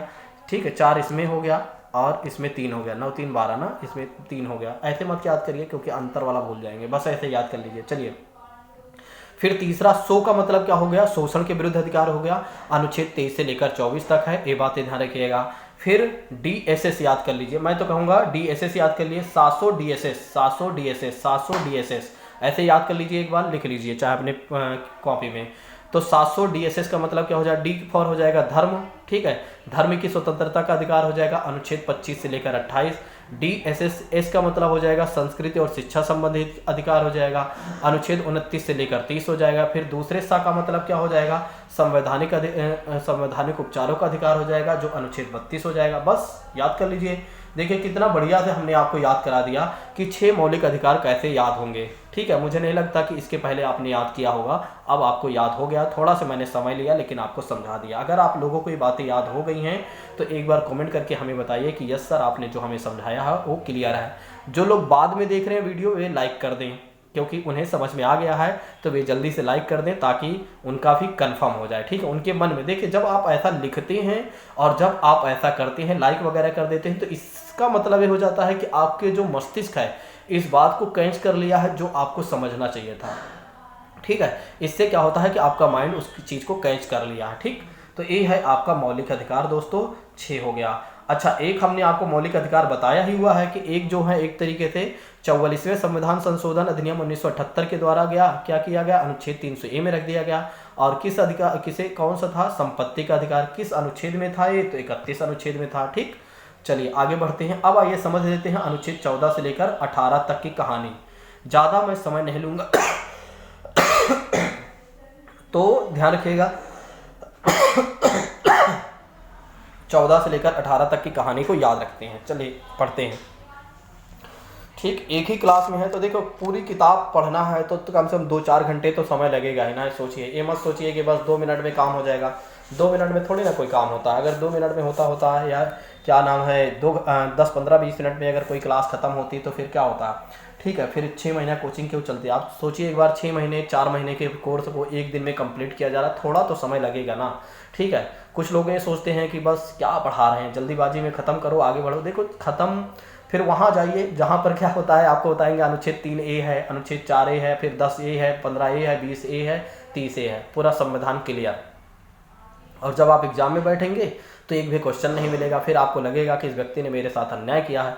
मेरा मतलब ये मेरा मानना ये होता है कि ईमानदारी से पढ़ाओ, पूरा पढ़ाओ, ठीक है, अच्छे से पढ़ा दो। भले ही एक बार छात्र को देखने में दिक्कत होगी, भले ही उन्हें समस्याएं होंगी, लेकिन अगर वे पूरे टास्क को कंप्लीट कर लेंगे 2 घंटे, 3 घंटे, 4 घंटे में, ठीक है, तो फिर उसके बाद वे कहीं ना कहीं दुआएं इस बात की देंगे कि वाकई में सर ने हमें बहुत अच्छे समझाया था, और जब पेपर में वही बातें आ जाएंगी तो उनका मन बड़ा हैप्पी हो जाएगा, ठीक है। तो मेरा मानना है सही पढ़ाओ, अच्छा पढ़ाओ, सब कुछ बढ़िया से पढ़ा दो। भले भी एक बार लोग कहेंगे कि मुझे पूरी नहीं देखना है, आधी देखना है, ठीक है, जिसको देखना होगा वो देखेगा, जिसको सिलेक्शन लेना हो देखेगा, जिसको नहीं लेना हो भटकेगा, वो क्या करेगा, आज इस वीडियो को देख रहा है, कल किसी और वीडियो को देखेगा, लेकिन उसका कंप्लीट नहीं होगा। मैं कहता हूँ कि एक जगह देख लीजिए पूरा अच्छे से, जहाँ अच्छे से पढ़ाया जा रहा है। आप मेरे पास देख रहे हैं कि मैं कितना अच्छे से बिल्कुल स्टार्टिंग से पढ़ा रहा हूँ, समझ रहे हैं कि नहीं आप, ठीक है। नहीं तो अगर मैं चाहता तो आपको आधे घंटे में पूरे संविधान ही खत्म कर दूं, आधे घंटे में, 20 मिनट में। करना क्या है, बस मेन बातें बताना है, और मेन ये है हो गया कि मौलिक अधिकार 6 हैं, राज्य के नीति निर्देशक सिद्धांत में 3 आर्टिकल बता देता, ऐसे राष्ट्रपति कौन होता है, देश का प्रमुख होता है, राज्यपाल कौन होता है, राज्य का प्रमुख होता है, काम खत्म भैया, हो गया संविधान। ऐसा थोड़े ना है। चलिए आइए समझते हैं। सॉरी दोस्तों, थोड़ा सा समय आपका लिया। तो अनुच्छेद 14 के बारे में बात करते हैं। तो विधि के समक्ष समता, विधि के समक्ष मतलब कानून के समक्ष हर व्यक्ति समान है, और विधियों के समान संरक्षण, विधियों के कानून के समान सबको संरक्षण भी मिलेगा। कहने का मतलब है कानून के नज़र में सभी लोग बराबर होंगे, चाहे व्यक्ति अमीर हो या गरीब हो, मतलब किसी के साथ कोई भेदभाव नहीं किया जाएगा। अनुच्छेद 15 में ऐसी बातें कही गई हैं। नेक्स्ट बात करते हैं, अनुच्छेद 15 में कहा गया है कि सार्वजनिक स्थानों पर, सार्वजनिक स्थानों की बात करते हैं, जैसे कि होटल हो गया, ठीक है, मंदिर हो गया, मस्जिद हो गया, कहीं पर भी हो गया, ठीक है, जो सार्वजनिक पब्लिक प्लेस है वहाँ पर आपके साथ कोई भी भेदभाव नहीं किया जाएगा। ना तो धर्म के आधार पर कि आप मुस्लिम हैं या हिंदू हैं, ना मूल वंश के आधार पर कि आप इस वंश से संबंधित है इसलिए आप यहाँ नहीं जा सकते हैं, आप इस जाति से हैं इसलिए आप यहाँ नहीं जा सकते हैं, लिंग के आधार पर आप स्त्री हैं, पुल्लिंग हैं, इसलिए आप यहाँ नहीं जा सकते हैं, ठीक है। जन्म स्थान के आधार पर अगर देखा जाए, आपका जन्म यहाँ हुआ है, वहाँ कहाँ हुआ है, इस आधार पर आप नहीं जा सकते हैं। ऐसा किसी भी प्रकार से आपके साथ कोई भेदभाव नहीं किया जाएगा। किसमें कहा गया है, अनुच्छेद 15 में। तो ध्यान रखिएगा, अनुच्छेद 15 में कहा गया है कि धर्म, मूल वंश, जाति, लिंग, जन्म स्थान के आधार पर आपके साथ भेदभाव नहीं किया जाएगा। यहाँ पर लिखा भी है, वो दुकानों पर, होटलों पर, सड़कों पर और सार्वजनिक आदि स्थानों पर आपके साथ किसी भी प्रकार का कोई भेदभाव नहीं किया जाएगा। चलिए नेक्स्ट बात करते हैं, आर्टिकल 16 के बारे में बात करते हैं। आर्टिकल 16 ये कहता है जो केवल नागरिकों को मिला हुआ है भारत के, मैंने बताया ही है पहले भाई। लोक नियोजन में अवसर की समानता की बात करते हैं। कहने का मतलब ये है कि सरकारी नौकरियों में सबको अवसर मिलेगा और समान अवसर दिया जाएगा, और राज्य क्या करता है, योग्यता का निर्धारण कर सकता है, और उसी योग्यता के अनुसार आप किसी भी फॉर्म को भर सकते हैं। अच्छा, यहाँ पर एक बातें हैं, जैसे कुछ लोग बोलते हैं कि जो SC और ST वर्ग के लोग हैं उनके लिए अगर अवसर की समानता है, सबको समान रूप से समानता दी जा रही है, तो आरक्षण क्यों दिया गया है दोस्तों? क्या है, सामाजिक आधार पर क्या किया गया, आरक्षण दिया गया। और जो एक तरीके से जनरल वाले हैं उनके लिए भी दिया गया है EWS। हम सब के लिए क्या दिया गया है, एक तरीके से EWS के लिए दिया गया है, ठीक है। इकोनॉमिकली वीकर सेक्शन की बात करते हैं तो हम सभी लोगों को अधिकार ये मिला हुआ है, ठीक है, तो आप ऐसे ध्यान रख सकते हैं, ठीक। नेक्स्ट बात करते हैं, अनुच्छेद 17 के बारे में बात करते हैं। अस्पृश्यता का अंत कर दिया गया है। अस्पृश्यता के अंत के बारे में बात करते हैं तो छुआछूत के बारे में समझ लेते हैं।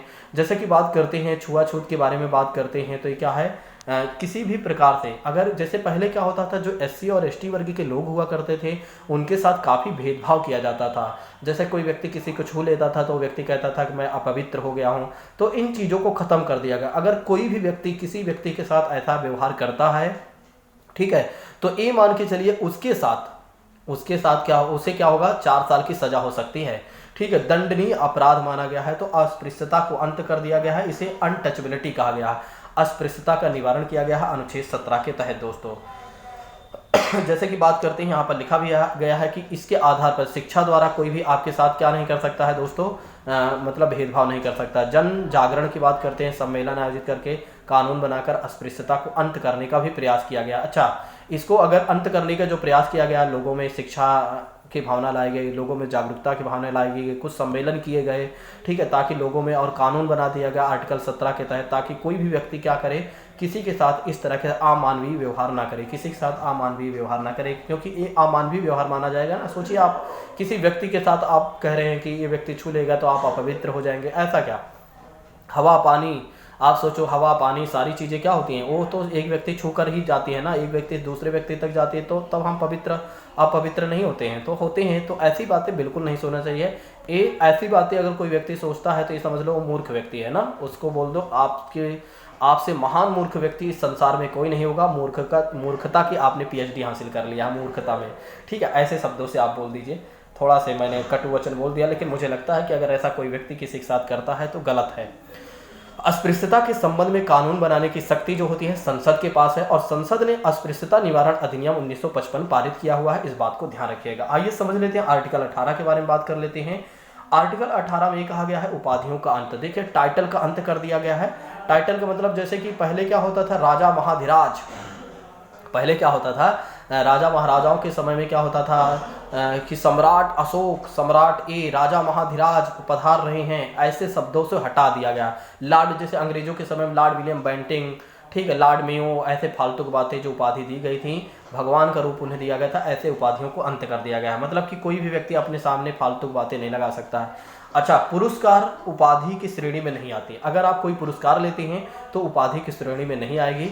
राज्य में अगर देखा जाए शिक्षा और सेना के क्षेत्र में उपाधि दे सकते हैं, जैसे आप देखते हैं जनरल ब्रिगेडियर सिंह, ठीक है, तो ये क्या है, एक तरीके से सेना से संबंधित है, तो इसमें कोई अंतर नहीं किया गया है, ये उपाधि नहीं मानी जाएगी। नेक्स्ट बात करते हैं, कोई भी भारतीय नागरिक किसी विदेशी राज्य की को उपाधि नहीं ले सकता। अच्छा, यहाँ पर एक बात और ध्यान रखिएगा, अगर कोई व्यक्ति भारत का नागरिक है और किसी दूसरे देश की जाकर उपाधि लेने जा रहा है तो नहीं ले सकता है। उसे सबसे पहले क्या करना होगा, राष्ट्रपति से अनुमति लेना पड़ेगा। सबसे पहले उसे राष्ट्रपति से अनुमति लेना पड़ेगा।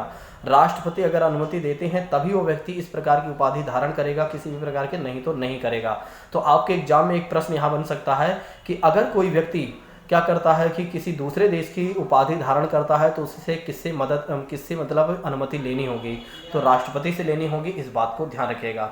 अब बात कर लेते हैं स्वतंत्रता के अधिकार के बारे में। अब बात कर लेते हैं, देखिए स्वतंत्रता के अधिकार के बारे में बात करते हैं। अनुच्छेद 19 से लेकर 22 तक बताया गया है। अनुच्छेद 19 से लेकर 22 तक स्वतंत्रता के अधिकार में बताया गया है। अनुच्छेद 19 में क्या है, वाक की स्वतंत्रता, यानी कि बोलने की स्वतंत्रता। आप बोलिए कुछ भी, कोई आपको मना नहीं करता। आप देखते हैं ना, जो आपके एक तरीके से क्या है कि लोग जो कुछ भी होता है मीडिया में आकर चिल्लाते रहते हैं, तो ये उनको अधिकार दिया गया, फंडामेंटल राइट्स दिया गया, इसीलिए वो बिना फालतू चिल्लाते हैं, ठीक है, नहीं तो उनकी क्या ताकत है बिना फालतू चिल्लाना, ठीक है। नेक्स्ट बात करते हैं अनुच्छेद 29 की 19(a) की बात करते हैं, जिसमें विचार और अभिव्यक्ति की स्वतंत्रता की बात की गई है। जैसे कि बात करते हैं प्रेस एवं समाचार पत्र के, आप देखते हैं मीडिया के जो मीडिया में काम करते हैं वे लोग जब मन करता है जैसा मन करता है खूब बोलते हैं, लिखते हैं। अभिव्यक्ति का मतलब किसी भी, चाहे लिखकर अपनी बातों को एक्सप्रेस कीजिए, चाहे बोलकर अपनी बातों को एक्सप्रेस कीजिए, कोई नहीं मना करने वाला है, क्योंकि कॉन्स्टिट्यूशन ऑफ इंडिया ने आपको इजाज़त दिया ही हुआ है। नेक्स्ट बात करते हैं बोलने की स्वतंत्रता, विचार देने की स्वतंत्रता, आप अपने विचार दे सकते हैं, भाषण देने की स्वतंत्रता, भारत देश के ध्वज फहराना चाहते हैं फहराइए, जानने की स्वतंत्रता, अगर आप कुछ सरकार से जानना चाहते हैं, RTI राइट टू इन्फॉर्मेशन के तहत आप जानना चाहते हैं तो जान सकते हैं, यह आपका फंडामेंटल राइट्स है, मतलब किसी की ताकत नहीं है कि आपको मना कर सके। चलिए नेक्स्ट बात करते हैं अनुच्छेद 19(a) में खा की बात करते हैं। तो शांतिपूर्वक से सभा सम्मेलन करना चाहते हैं तो आप किसी भी प्रकार के शांतिपूर्वक सम्मेलन या सभा कर सकते हैं, अभी आपका फंडामेंटल राइट्स है। अनुच्छेद 19(a) के गा में कहा गया है संघ बनाने की शक्ति, अगर आप किसी भी प्रकार का यूनियन बनाना चाहते हैं तो ये भी आपका फंडामेंटल राइट्स है। अनुच्छेद 19(1) घा की बात करते हैं तो भारत में भ्रमण करने का अधिकार दिया गया है, ठीक है। अनुच्छेद 19(1) अंगा की बात करते हैं तो कहीं पर भी बसने का अधिकार है। यहाँ कहने का मतलब यह है भारत में कहीं पर भी भ्रमण करने का मतलब 28 राज्य 8 केंद्र शासित प्रदेश में जहाँ मन करे जब मन करे जाइए घूमिए, लेकिन वहाँ मत जाइएगा जहाँ पर आदिवासी क्षेत्र रहते हैं, जहाँ पर रिस्ट्रिक्टेड पहले से ही बताया गया होगा। अनुच्छेद 19(1) अंगा की बात करते हैं तो कहीं पर भी बसने की बात करते हैं, तो 28 राज्य 8 केंद्र शासित प्रदेश में जहाँ मन करे वहाँ जाकर आप बस जाइए, कोई आपको मना नहीं करेगा। आप सोचिए, आप उत्तर प्रदेश या कहीं कोई भी व्यक्ति होगा बिहार का होगा तो आकर गाजियाबाद में क्यों रह रहा है, क्योंकि उसके पास फंडामेंटल राइट्स है, ठीक है। अगर कोई व्यक्ति राजस्थान का है उत्तर प्रदेश में आकर रह रहा है तो उसके पास फंडामेंटल राइट्स है, और कोई उत्तर प्रदेश से जाकर गुजरात में रह रहा है उसके पास क्या है, फंडामेंटल राइट्स। व्यक्ति उसी का इस्तेमाल करके ऐसा कर रहा है। नेक्स्ट बात करते हैं अनुच्छेद 19(1)(6) की बात करते हैं, कोई भी रोजगार की स्वतंत्रता, किसी भी प्रकार के आप रोजगार करिए, असंवैधानिक नहीं होना चाहिए, ध्यान रखिएगा। मतलब इलीगल नहीं होना चाहिए, लीगली तरीके से आप कहीं पर पानी पूरी बेचना चाहते हैं, चाय पकौड़ा चाट जो भी बेचना चाहते हैं बेचिए, कोई दिक्कत नहीं है। कहीं पर भी किसी भी राज्य में जाकर नौकरी करना चाहते हैं, आईटी सेक्टर, जिस सेक्टर में मन करे जाइए, कोई भी आपको मना नहीं करेगा। This is your fundamental rights दोस्तों। आप सोच लीजिए, आपके पास इतने मौलिक अधिकार हैं, जहाँ मन करे जैसा मन करे करिए, कोई दिक्कत नहीं है। ध्यान रखिएगा, संविधान का वायलेंस नहीं होना चाहिए। अगर संविधान का वायलेंस किया और वहाँ जाकर आपने पुलिस के सामने फड़फड़ाना शुरू कर दिया, ठीक है, किसी व्यक्ति के घर में जाके चोरी कर लिया और वहाँ जाकर पुलिस ने पकड़ा, तो आपने बोला मेरा फंडामेंटल राइट से फड़फड़ाना शुरू कर दिया, तो वहीं पर पुलिस वाले समझ लो कुटाई कर देंगे। ठीक है, थोड़ा सा क्लास को इंटरेस्ट भी बनाना पड़ेगा, इंटरेस्टिंग भी बनाना पड़ेगा, तभी मजा आएगा आप। ठीक है, तो दोस्तों अगर देखा जाए तो अगर ऐसा कोई करता है तो फिर समझ लो उसका फंडामेंटल राइट्स काम नहीं करेगा। अच्छा, एक कहानी थी दरअसल। एक बार क्या हुआ, एक व्यक्ति था जिसने क्या था कि वो जानने वाले हैं, नाम नहीं लिया जाएगा। एक व्यक्ति थे और उन्हें जब फंडामेंटल राइट्स उन्होंने पढ़ा, तो पहली बार जब पढ़ा उन्होंने फंडामेंटल राइट्स को, और बहुत अच्छे तरीके से पढ़ाया गया मास्टर के द्वारा, बिल्कुल महसूस कराकर। जैसे अभी यहाँ का समय नहीं है, नहीं तो मैं ऐसा महसूस करा देता कि हर व्यक्ति को ऐसा लगता है कि मैं तो भारत देश में जन्म लेकर बहुत अच्छा किया हूँ। ठीक है, तो बहुत अच्छे से महसूस करके बताया गया, व्यक्ति को पता चल गया फंडामेंटल राइट्स। अब गया उसने स्टेशन जाने के बाद क्या होता है, स्टेशन गया और वहाँ पर मना किया जा रहा है स्टेशन की, मतलब कि क्या नाम है वहाँ पर क्या नाम है होता है यार, टीटी वगैरह जो होती है, जीआरपी वगैरह जो होते हैं, वो मना कर रहे हैं भाई आप ऐसा मत करिए।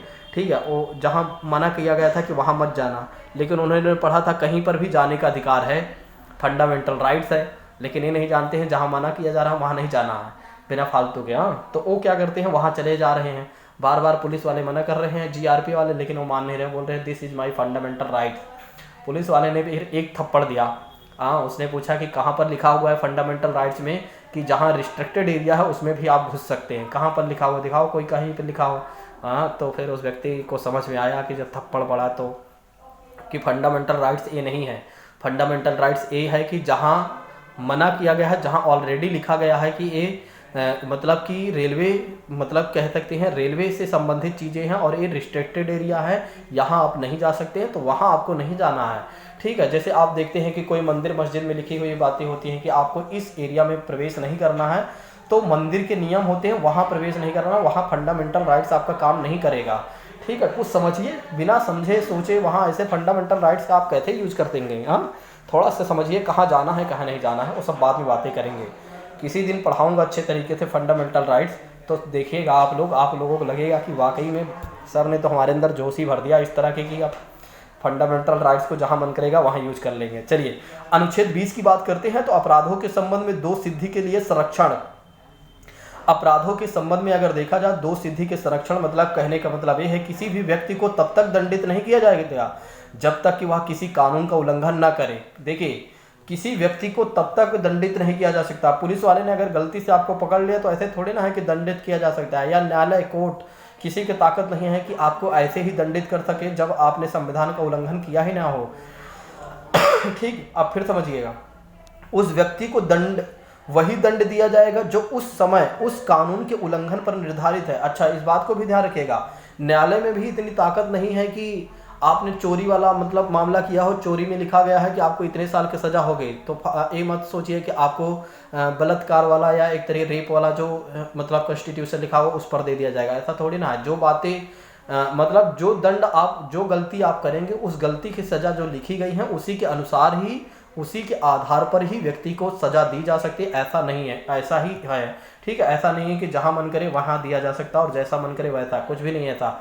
चलिए, एक बार कानून का उल्लंघन करने पर एक ही बार दंड दिया जाएगा। ध्यान रखिएगा, अगर कोई व्यक्ति एक बार कानून का उल्लंघन करता है तो एक ही बार दंड दिया जाएगा, ऐसा नहीं है कि बार बार उसे दंड दिया जाएगा। इसमें एक और बातें हैं, अगर किसी व्यक्ति ने 1 मर्डर किया हो या 10 मर्डर किया हो, उसे एक बार में ही दंड दिया जाएगा। ऐसा नहीं है कि उसने, जैसे मान लेते हैं जैसे एक व्यक्ति है, इस व्यक्ति ने क्या किया, 10 मर्डर कर दिया, 10 लोगों की हत्या कर दिया। अब ऐसा नहीं है, न्यायालय क्या करेगा कि 10 लोगों के लिए अलग अलग बार उसे भेजेगा कि एक काम करो तुम पहले वाले व्यक्ति का, एक काम कर लो तुम पहले वाले व्यक्ति का जब मर्डर किए थे तो उसका पहले जाओ तो उस समय 1 साल के लिए सजा काट के आओ, फिर दूसरे व्यक्ति की सजा काट के आना, फिर तीसरे व्यक्ति की सजा काट के आना। ऐसा नहीं है, चाहे 10 करे, चाहे 20 करे, या 50 करे, या 100 करे, उसी समय सब में एक तरीके से जोड़ दिया जाएगा। कोर्ट अपने हिसाब से क्या करेगा, उसे कैसे सज़ा देना है वो कोर्ट जोड़ देगा। सब उस नियम के आधार पर क्या करेगा, एक ही बार दंड दे देगा, चाहे उम्र कैद, फांसी की सज़ा, 10 साल, 15 साल, 20 साल, 25 साल, जितना मन करेगा उतना दे दिया जाएगा। ठीक है, तो इसीलिए यहाँ पर कहा गया है कि एक बार कानून का उल्लंघन करने पर एक ही बार दंड दिया जाएगा, बार बार नहीं दिया जाएगा। अच्छा, एक बातें और भी ध्यान रखिएगा। कुछ लोग तो ये सोच रहे होंगे सर, जैसे किसी व्यक्ति ने 2 लोगों को मर्डर कर दिया और 5 साल बाद लौट कर आता है और उसके बाद उसने फिर किसी का मर्डर कर दिया, तो क्या वो जाएगा कि नहीं? क्यों नहीं जाएगा? सोचिए, एक बार वो तो जेल काट के आ चुका है ना 5 साल, अब दोबारा उसने फिर वही गलती कर दिया ना, दोहरा दिया, तो अब उसे फिर से सज़ा होगी। ठीक है, तो फिर से सज़ा तब हो सकती है जब व्यक्ति दोबारा आता है, फिर वही कृत्य कर देता है। चलिए नेक्स्ट बात करते हैं आर्टिकल 20 के बारे में। अरे यार, वही बातें तो थी। हाँ, चलिए नेक्स्ट बात करते हैं। यहाँ पर क्या है कि आरक्षण की बात करते हैं, ये सब छोड़ देते हैं, शिक्षण क्षण वगैरह। चलिए अब बात करते हैं अनुच्छेद 21 के बारे में। वो सब आरक्षण वगैरह हम बाद में देखेंगे। 10% आरक्षण वगैरह जो दिया गया है, इसकी अलग वीडियो बनेगी। ठीक है, चलिए अनुच्छेद 21 की बात करते हैं तो प्राण एवं दैहिक स्वतंत्रता की बात करते हैं। तो सर्वोच्च न्यायालय द्वारा दिए गए निर्णय के अनुसार ही निम्न मौलिक अधिकार प्राप्त हैं। देखिए अनुच्छेद 21 में कहा गया है कि एक तरीके से किसी भी व्यक्ति के बारे में बात करते हैं तो वो क्या कर सकता है, ध्यान रखिएगा, इसमें प्राण एवं दैहिक की बात करते हैं। तो अगर कोई व्यक्ति किसी भी व्यक्ति के बारे में यदि हम बात करते हैं, इसके बारे में थोड़ा समझिएगा दोस्तों। किसी व्यक्ति का यदि प्राण लिया भी जाता है तो फिर एक तरीके से क्या है, एक तरीके से यानी कि उसके प्राण को संविधान के अनुसार ही वंचित किया जा सकता है और वैसे नहीं वंचित किया जा सकता है। इसमें यह है कि आत्महत्या अगर कोई व्यक्ति करना चाहता है तो ऐसे नहीं है कि वो आत्महत्या डायरेक्ट कर लेगा, नहीं। उसे अगर आत्महत्या करना है तो फिर उसे आत्महत्या कब करते हैं, इसकी भी कहानी है। आत्महत्या तभी की जा सकती है जब क्या होगा कि वो व्यक्ति किसी ऐसे रोग से पीड़ित है जो मतलब एक तरीके से कह सकते हैं वो रोग सही नहीं हो सकता और हर दिन वो एक दिन मरने के बराबर से वो गुजर रहा है, हर दिन वो मरने के बराबर से गुजर रहा है। तो उस व्यक्ति को क्या है, एक तरीके से अगर देखा जाए तो उस व्यक्ति को अगर देखा जाए तो वो व्यक्ति आत्महत्या कर सकता है। उसके भी कई तरीके हैं। पहला तरीका ये है कि वो क्या करेगा, न्यायालय से आदेश लेगा और न्यायालय आदेश देगा, उसमें भी सक्रिय और निष्क्रिय रूप से, मतलब एक तरीके से क्या होता है, व्यक्ति को आत्महत्या करना होता है। सक्रिय रूप से मतलब ये हो जाता है कि उसको कोई इंजेक्शन दे दिया जाए ताकि वो तुरंत मर जाए। निष्क्रिय रूप से ये हो जाता है कि उसकी दवा वगैरह कम कर दिया जाए, धीरे धीरे दवा दारू कम कर दिया जाए, धीरे धीरे वो व्यक्ति मर जाएगा। ठीक है, इसमें भी और कहानी है। आर्टिकल 21 में अगर कोई बातें किसी को छूट गई हों तो वो व्यक्ति परेशान नहीं करेगा, मुझे बता देगा, मैं उसे फिर से बता दूंगा। ठीक है, किसी व्यक्ति को उसके प्राण या दैहिक स्वतंत्रता द्वारा स्थापित प्रक्रिया के अनुसार ही वंचित किया जाएगा, अन्यथा नहीं किया जाएगा। बस इस बात को ध्यान रखें। अच्छा, अनुच्छेद 21 में और भी बातें दी गई हैं। सर्वोच्च न्यायालय के द्वारा दिए गए निर्णय के अनुसार सर्वोच्च न्यायालय ने क्या किया, कुछ और भी निर्णय दिया अनुच्छेद 21 के अनुसार। देखिए, अगर कोई भी व्यक्ति किसी भी के साथ भी शादी वादी करना चाहता है, भैया कर ले। ठीक है, कोई कुछ नहीं कर सकता, किसी भी जाति का हो, धर्म का हो, कोई नहीं मना कर सकता। भारत राज्य का नागरिक हो बस हो, भारत देश का नागरिक है और लड़की भी भारत देश की नागरिक है या बाहर की भी है, तो कोई दिक्कत नहीं। बाहर से आप लाते हो तो कौन क्या कर लेगा, ठीक है, अपने देश में आने के बाद। ठीक है, तो अगर कोई व्यक्ति शादी वादी करना चाहे भैया कर सकता है, कोई मना नहीं है। ठीक, निष्ठा का अधिकार। अच्छा, आप ध्यान रखिएगा, आपकी प्राइवेसी, राइट टू प्राइवेसी, आपकी निष्ठा, आपकी प्राइवेसी को कोई नहीं छीन सकता है, मतलब किसी के भी ताकत नहीं है। अगर आपके घर में कोई व्यक्ति आपकी फ़ोन मांगे और आप मना कर दें और व्यक्ति परेशान करे तो उसके खिलाफ आप न्यायालय वाले चले जाइए। ठीक है, क्योंकि उसने आपके निष्ठा के अधिकार का हनन किया हुआ है। नेक्स्ट, चिकित्सा पाने का अधिकार। हर व्यक्ति अगर एक तरीके से जैसे कि अगर उसे किसी भी प्रकार की कोई परेशानी होती है तो वो डॉक्टरी से संबंधित इलाज करवा सकता है सरकारी अस्पताल में वगैरह में। ठीक है, तो उसे यह अधिकार दिया गया है। शिक्षा का अधिकार की बात करते हैं तो शिक्षा, राइट टू एजुकेशन की बात करते हैं तो हर व्यक्ति 6 से लेकर 14 वर्ष तक दिया ही गया है। हर व्यक्ति की निःशुल्क और अनिवार्य शिक्षा दी जाती है। नेक्स्ट बात करते हैं प्रदूषण मुक्त जल पीने का अधिकार। मतलब कि एक तरीके से यह है कि अगर कोई व्यक्ति है, अगर मतलब व्यक्ति क्या, कहीं का समाज है जहाँ पर प्रदूषित जल है तो वो ना पिए। ठीक है, उसका फंडामेंटल राइट्स है वो सरकार से मांग करे कि हम प्रदूषित जल नहीं पिएंगे, हमें स्वस्थ शुद्ध जल चाहिए। आवास का अधिकार है, अगर किसी व्यक्ति के पास घर और नहीं है तो वो भी एक तरीके से कहीं ना कहीं डिमांड कर सकता है, उसका फंडामेंटल राइट्स है। ठीक है, आवास का भी अधिकार दिया गया है। आवास मतलब हो जाता है आश्रय का अधिकार, कहीं पर वो रह सकता है। नेक्स्ट बात करते हैं विदेशी यात्रा का अधिकार। अगर कोई व्यक्ति क्या करता है, विदेश जाना चाहता है, सिंगापुर, दुबई, मलेशिया कहीं जाना चाहता है तो कोई मना नहीं करेगा। फुटपाथ पर व्यापार करने का अधिकार। अगर कोई व्यक्ति फुटपाथ पर व्यापार कर रहा है, जैसे आप देखते हैं चाउमीन चाट वाले होते हैं, तो दिस इज हिम या हर कह सकते हैं, ठीक है, या हिज कह सकते हैं, उनका क्या है, फंडामेंटल राइट्स है।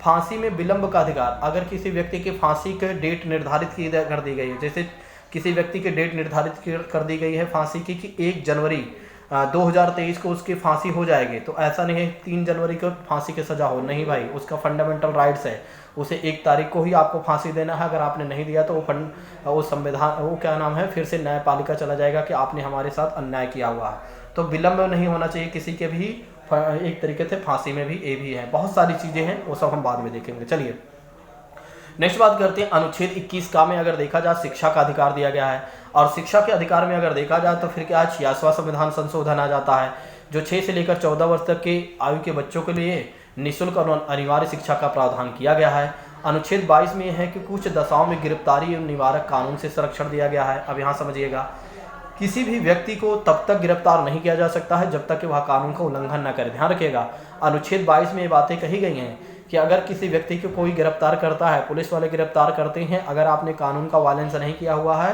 तो आप फिर उसके खिलाफ रिट भी जारी करवा सकते हैं। ठीक है, बहुत सारी चीज़ें हैं, मैं उतना हिसाब से नहीं पढ़ा रहा हूँ क्योंकि यहाँ पर क्या है कि जितना आपके लिए रिलेवेंट है उस हिसाब से चल रहा हूँ। नहीं तो ये मान के चलिए कॉन्स्टिट्यूशन ऑफ इंडिया तो मैं आपको ऐसे पढ़ा दूँ कि आपकी सारों पर नाचने लगे, फिर भी मैं कोशिश वही कर रहा हूँ।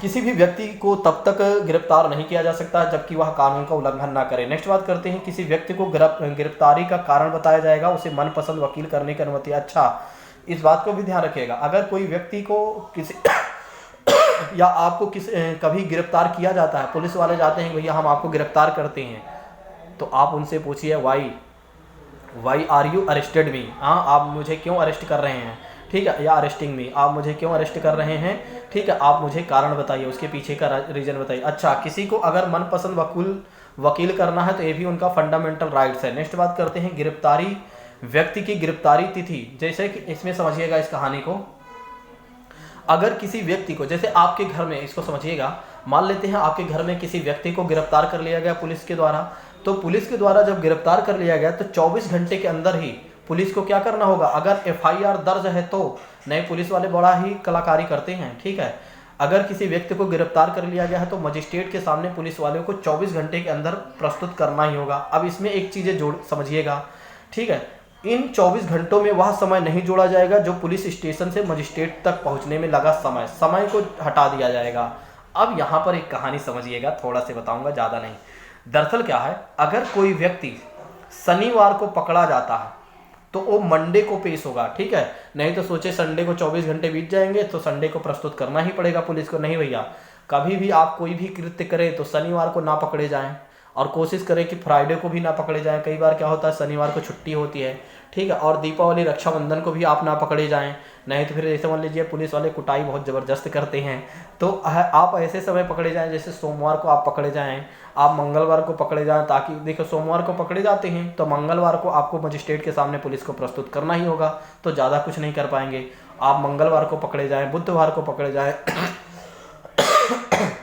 आप बृहस्पतिवार को पकड़े जाएं, ठीक है, शुक्रवार तक काम हो जाएगा। लेकिन शुक्रवार को ना पकड़े जाएं, शनिवार को ना पकड़े जाएं, संडे को ना पकड़े जाएं, नहीं समझ लो कि पुलिस वाले तोड़ाई बहुत ज़बरदस्त कर देंगे, ठीक है, तो इस बात को ध्यान रखिएगा, ये मजाक भी था और सही भी है। चलिए नेक्स्ट बात करते हैं, शोषण के विरुद्ध अधिकार के बारे में बात करते हैं। तो शोषण के विरुद्ध अधिकार के बारे में यदि बात करते हैं तो अनुच्छेद 23 से लेकर 24 तक बताया गया है। अनुच्छेद 23 से लेकर 24 तक के बारे में बात करते हैं, मानव के दुर्व्यापार और बेगार तथा बलात्कार निषेध है। देखिए, कोई भी व्यक्ति महिलाओं या बच्चों की खरीद फरोख्त नहीं कर सकता है। अगर ऐसा करता है, दुर्व्यापार का मतलब हो जाता है कि व्यापार करना, मतलब बुरा व्यापार करना, जैसे महिलाओं या स्त्रियों, महिला स्त्री एक ही है, बच्चों की बात करते हैं, लड़कियों की बात करते हैं, कोई व्यक्ति अगर खरीद फरोख्त करता है तो वो शोषण माना जाता है, ठीक है। अनुच्छेद 23 में ऐसा नहीं किया जा सकता। बेगार, अगर कोई व्यक्ति आपसे काम करवा लेता है और आपको पैसा नहीं देता है तो भी एक तरीके से क्या उसे बेगारी माना जाएगा, इस शोषण माना जाएगा। बलात्कार, बच्चों से काम नहीं करवाया जा सकता, अगर कोई व्यक्ति काम करवाता है तो भी वो एक तरीके से अपराध शोषण माना जाएगा। तो अनुच्छेद 23 में ही कहा गया है कि मानव के दुर्व्यापार, बेगार तथा बलात्कार निषेध किया गया है, ठीक है, ऐसा कोई व्यक्ति नहीं कर सकता है। देखिए, यह जो अधिकार है नागरिकों और गैर नागरिकों दोनों को ही उपलब्ध है, ठीक है, ऐसी बातें नहीं है कि केवल एक लोगों को दिया गया है। फिर से समझिएगा आगे चलकर, अनुच्छेद 24 में क्या कहा गया है कि 14 से कम उम्र के बच्चों को, बालकों को जोखिम भरे कारखानों में ना लगाया जाए। मतलब कि 14 वर्ष से कम उम्र के बच्चों को किसी भी प्रकार के जोखिम भरे कार्यों में आप नहीं लगाएंगे। ऐसा नहीं है कि आप वहाँ लगाएं कि बच्चों को कारखाने में लगा दें, आप होटलों में लगा दें, या उनका शोषण माना जाएगा। तो ध्यान रखिएगा, शोषण के विरुद्ध अधिकार में क्या है, अनुच्छेद 23 में शोषण कब माना गया है, जब कोई व्यक्ति खरीद फरोख्त करता है या बेगारी करवाता है या बच्चों से काम करवाता है तो शोषण माना जाता है। ठीक है, यह नागरिकों और गैर नागरिकों दोनों का अधिकार मिला है। अनुच्छेद 24 में कहा गया है कि 14 वर्ष से कम उम्र, वैसे तो 18 वर्ष से कम उम्र देखा जा सकता है, 18 वर्ष से कम उम्र के बच्चों को किसी भी जोखिम भरे काम में लगाया जाता है तो वो शोषण माना जाएगा। ठीक, ऐसा नहीं करना है, नहीं तो फिर दंडनीय अपराध हो सकता है। चलिए अब बात करते हैं धर्म की स्वतंत्रता का अधिकार। धर्म की स्वतंत्रता का अधिकार की बात करते हैं तो अनुच्छेद क्या है, अनुच्छेद 25 से लेकर 28 तक है। अनुच्छेद 25 से लेकर 28 तक है। और अनुच्छेद 25 में क्या कहा गया है, अंतःकरण की स्वतंत्रता एवं धर्म के अभ्यास और प्रचार प्रसार के बारे में। ठीक है, तो अगर देखा जाए तो कोई भी व्यक्ति किसी भी प्रकार के अपने धर्म को मान सकता है, प्रचार प्रसार कर सकता है, ये उसकी स्वयं की इच्छा है। अनुच्छेद 25 में कहा गया है अगर आप चाहें तो किसी भी धर्म को मान सकते हैं।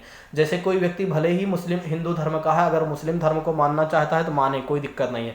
या हिंदू धर्म का है या बौद्ध धर्म को मानता है, कोई दिक्कत नहीं है। या मुस्लिम धर्म का है, हिंदू धर्म को मान रहा है, तो किसी की ताकत नहीं है वो ज़बरदस्ती आपको फॉलो करवाएगी, नहीं तुम हिंदू धर्म के हो तो मुस्लिम धर्म को क्यों मान रहे हो, किसी की ताकत नहीं है। This is your fundamental rights. ठीक है, और अगर इसमें एक भी बात ये भी कहा गया, धर्म का अभ्यास अगर आप चाहें तो उस तरह का अभ्यास करना चाहें तो भी कर सकते हैं। इतना ही नहीं, अगर आप प्रचार प्रसार करना चाहते हैं तो this is your fundamental rights. ठीक है, कोई व्यक्ति आपको मना नहीं कर सकता है, ये भी आपका फंडामेंटल राइट्स है दोस्तों।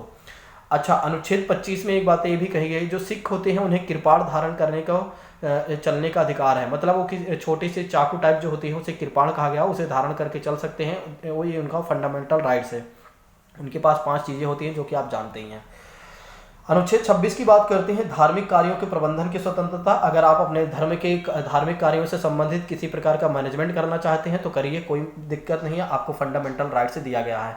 नेक्स्ट बात करते हैं, कोई भी व्यक्ति धार्मिक रूप से संगठित हो सकता है या संपत्ति खरीद सकता है तथा खरीदी गई संपत्ति की देखरेख कर सकता है, ये उसका फंडामेंटल राइट्स है, इस बात को भी ध्यान रखिएगा। नेक्स्ट, अनुच्छेद 27 में कहा गया है किसी धर्म के विकास के लिए करों से छूट। करों का मतलब हो जाता है टैक्स दोस्तों।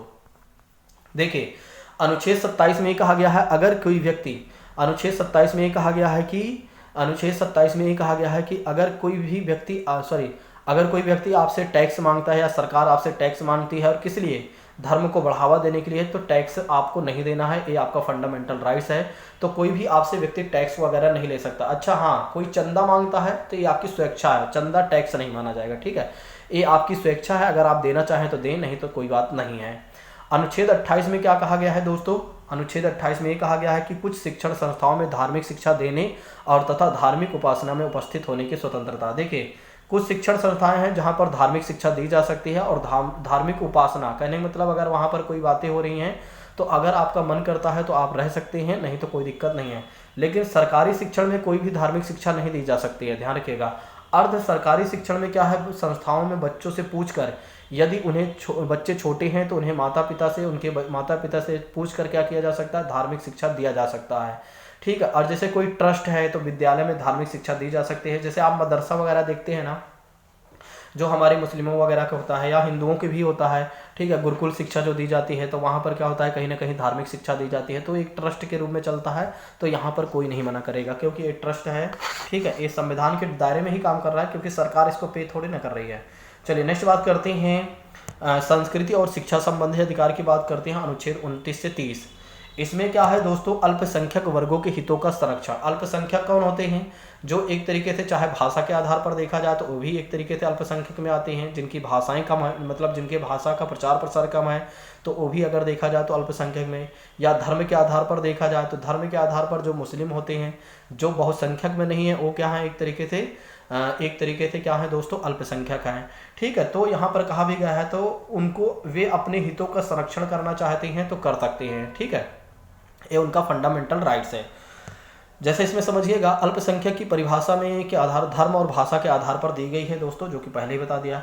जो धर्म और भाषा के आधार पर अल्पसंख्यक वे लोग अपनी भाषा, लिपि और संस्कृति और कल्चर को नष्ट होने से बचाना चाहते हैं तो बचा सकते हैं। ये क्या है दोस्तों, एक तरीके से उनको फंडामेंटल राइट से दिया गया है। नेक्स्ट बात करते हैं, वर्तमान समय में 6 समुदाय को अल्पसंख्यक के समुदाय का दर्जा दिया गया है। मुस्लिम, बौद्ध, जैन, सिख और ईसाई और पारसी, ये सब कौन है, एक तरीके से अल्पसंख्यक में आते हैं। इस बात को ध्यान रखिएगा। इसमें 2 चीज़ें ध्यान रखिएगा, ये जो बौद्ध धर्म, जैन धर्म है ना, ये हिंदू धर्म से जुड़ा हुआ है, ठीक है। तो ये भी अगर ध्यान रखना चाहें तो रखें, वैसे में है। बाकी अल्पसंख्यक समुदाय में मुस्लिम आएंगे, बौद्ध आएंगे, जैन आएंगे, सिख आएंगे, ईसाई आएंगे, पारसी आएंगे। चलिए नेक्स्ट बात करते हैं, अनुच्छेद 30 के बारे में बात कर लेते हैं। अनुच्छेद 30 में यह है कि अल्पसंख्यक वर्गों को अपनी मनपसंद की शिक्षण संस्थाओं की स्थापना और प्रशासन करने का अधिकार दिया गया। देखिए, जो अल्पसंख्यक वर्ग के लोग हैं, अपनी मनपसंद के शिक्षण संस्थाओं की स्थापना करना चाहते हैं, प्रशासन करना चाहते हैं, तो ये उनका फंडामेंटल राइट्स है। धर्म, भाषा के आधार पर अल्पसंख्यक समुदाय स्कूल खोल सकते हैं और उसकी देखरेख कर सकते हैं, ठीक है। ये उनका फंडामेंटल राइट्स है दोस्तों, और वे करते भी हैं। चलिए आर्टिकल 32 देख लेते हैं। आर्टिकल 32 यही देख लेते हैं, फिर दूसरी क्लास में कर लेंगे, ठीक है, क्योंकि या थोड़ा से राज्य के नीति निर्देशक सिद्धांत को भी देख लेंगे, फिर उसके बाद राष्ट्रपति से या संसद से हम दूसरी क्लास में कर लेंगे, ठीक है। वैसे तो 3 घंटे में पूरा, मैंने आपसे कहा है एक क्लास में संपूर्ण चीज़ें हो सकती हैं, लेकिन क्या है कि मेरे बहुत सारे छात्र जो होंगे वे नहीं देख पाएंगे, वे परेशान हो जाएंगे, कब खत्म होगा ना। 1.5 घंटे में कंप्लीट हो जाएगी ये बातें, फिर 1.5 घंटा और लेना पड़ेगा। तो 3 घंटे की, भाई देखिए 6 महीने का कोर्स 1 घंटे में तो होगी नहीं। आप सोच रहे हैं, देख रहे हैं ना आप, मैं कितना डिटेल में भी बताते चल रहा हूँ, ठीक है, बताते चल रहा हूँ, सॉरी।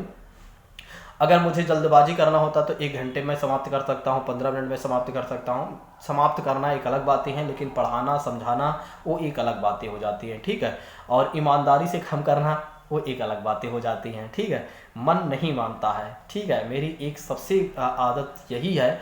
और कई बार क्या होता है कि मेरा कोर्स भी कई बार कंप्लीट नहीं होता है, 1-2 चैप्टर इधर उधर रह ही जाते हैं, ठीक है। क्योंकि क्या होता है ना कि आगे बढ़ने ही नहीं दिया जाता मन, क्योंकि क्या होता है कि जब तक आप ईमानदारी से ना पढ़ाओ ना, तो मन आपको रात में जब आप सोएंगे तो आपको लगेगा कि यार आज हमने अन्याय किया हुआ है कहीं ना कहीं। ये आपके अंदर भी होना चाहिए। अगर आप टीचर बनने जा रहे हैं या कुछ भी, मतलब कहीं पर भी किसी भी क्षेत्र में आप काम करने जा रहे हैं, तो उस क्षेत्र में आपकी ईमानदारी होनी चाहिए, क्योंकि जब आप सोएं तो आपको नींद अच्छे से आनी चाहिए, ठीक है। ऐसा नहीं होना चाहिए कि यार मैंने जो भी किया ना गलत किया है, तो ये मन में नहीं आना चाहिए। हमेशा आपके मन में आपका मन शांत होना चाहिए। और मेरी सबसे खास बात यही है कि मैं जिस काम को करता हूँ उस काम को शिद्दत से करता हूँ। चाहे दोस्ती हो, चाहे जैसा भी हो, दुश्मनी तो किसी से होती नहीं है, भगवान की दया से और आप लोगों की दुआएं से दुश्मनी किसी से होती नहीं, मित्रता होती है सभी लोगों से। और आज तक हमारे जितने भी मित्र हैं वे सभी जुड़े हुए हैं, ठीक है। कभी भी काम, किसी भी प्रकार की किसी को आवश्यकता पड़ती है या कभी हमारी उनकी सहायता होती है, जैसा भी होता है, तो ये बातें हैं, मतलब कि आप लोगों की दुआएं से जो हमने सोचा है वो होता रहता है, ठीक है। बाकी ये सारी चीज़ें आपके भी अंदर होनी चाहिए, बाकी मर्जी आपकी है, जैसा भी आप चलना चाहें, ठीक है। आपकी स्वतंत्रता है, आपने फंडामेंटल राइट्स पढ़ लिया है। संवैधानिक उपचारों का अधिकार के बारे में बात कर लेते हैं। तो संवैधानिक उपचारों का अधिकार अगर देखा जाए तो अनुच्छेद 32 में कहा गया है। संवैधानिक उपचारों का अधिकार के बारे में बात करते हैं तो इसको डॉक्टर भीमराव अम्बेडकर साहब ने क्या कहा है, आत्मा कहा है, संविधान की आत्मा कहा। अगर आपके एग्जाम में पूछा जाता है संविधान का आत्मा क्या है दोस्तों, तो संवैधानिक उपचारों का अधिकार आर्टिकल 32 है। मौलिक अधिकारों का उल्लंघन होने पर अनुच्छेद 32 के अनुसार सर्वोच्च न्यायालय में आप जा सकते हैं, और अनुच्छेद 226 के तहत आप कहाँ जा सकते हैं, हाई कोर्ट जा सकते हैं। मौलिक अधिकार को दिलाने के लिए 5 प्रकार की रिट्स जारी की जाती हैं। रिट्स मतलब हो जाता है याचिका हो जाती है। याचिका मतलब हो जाता है दोस्तों अर्थात आदेश या प्रलेख या लेख हो जाता है, ठीक है।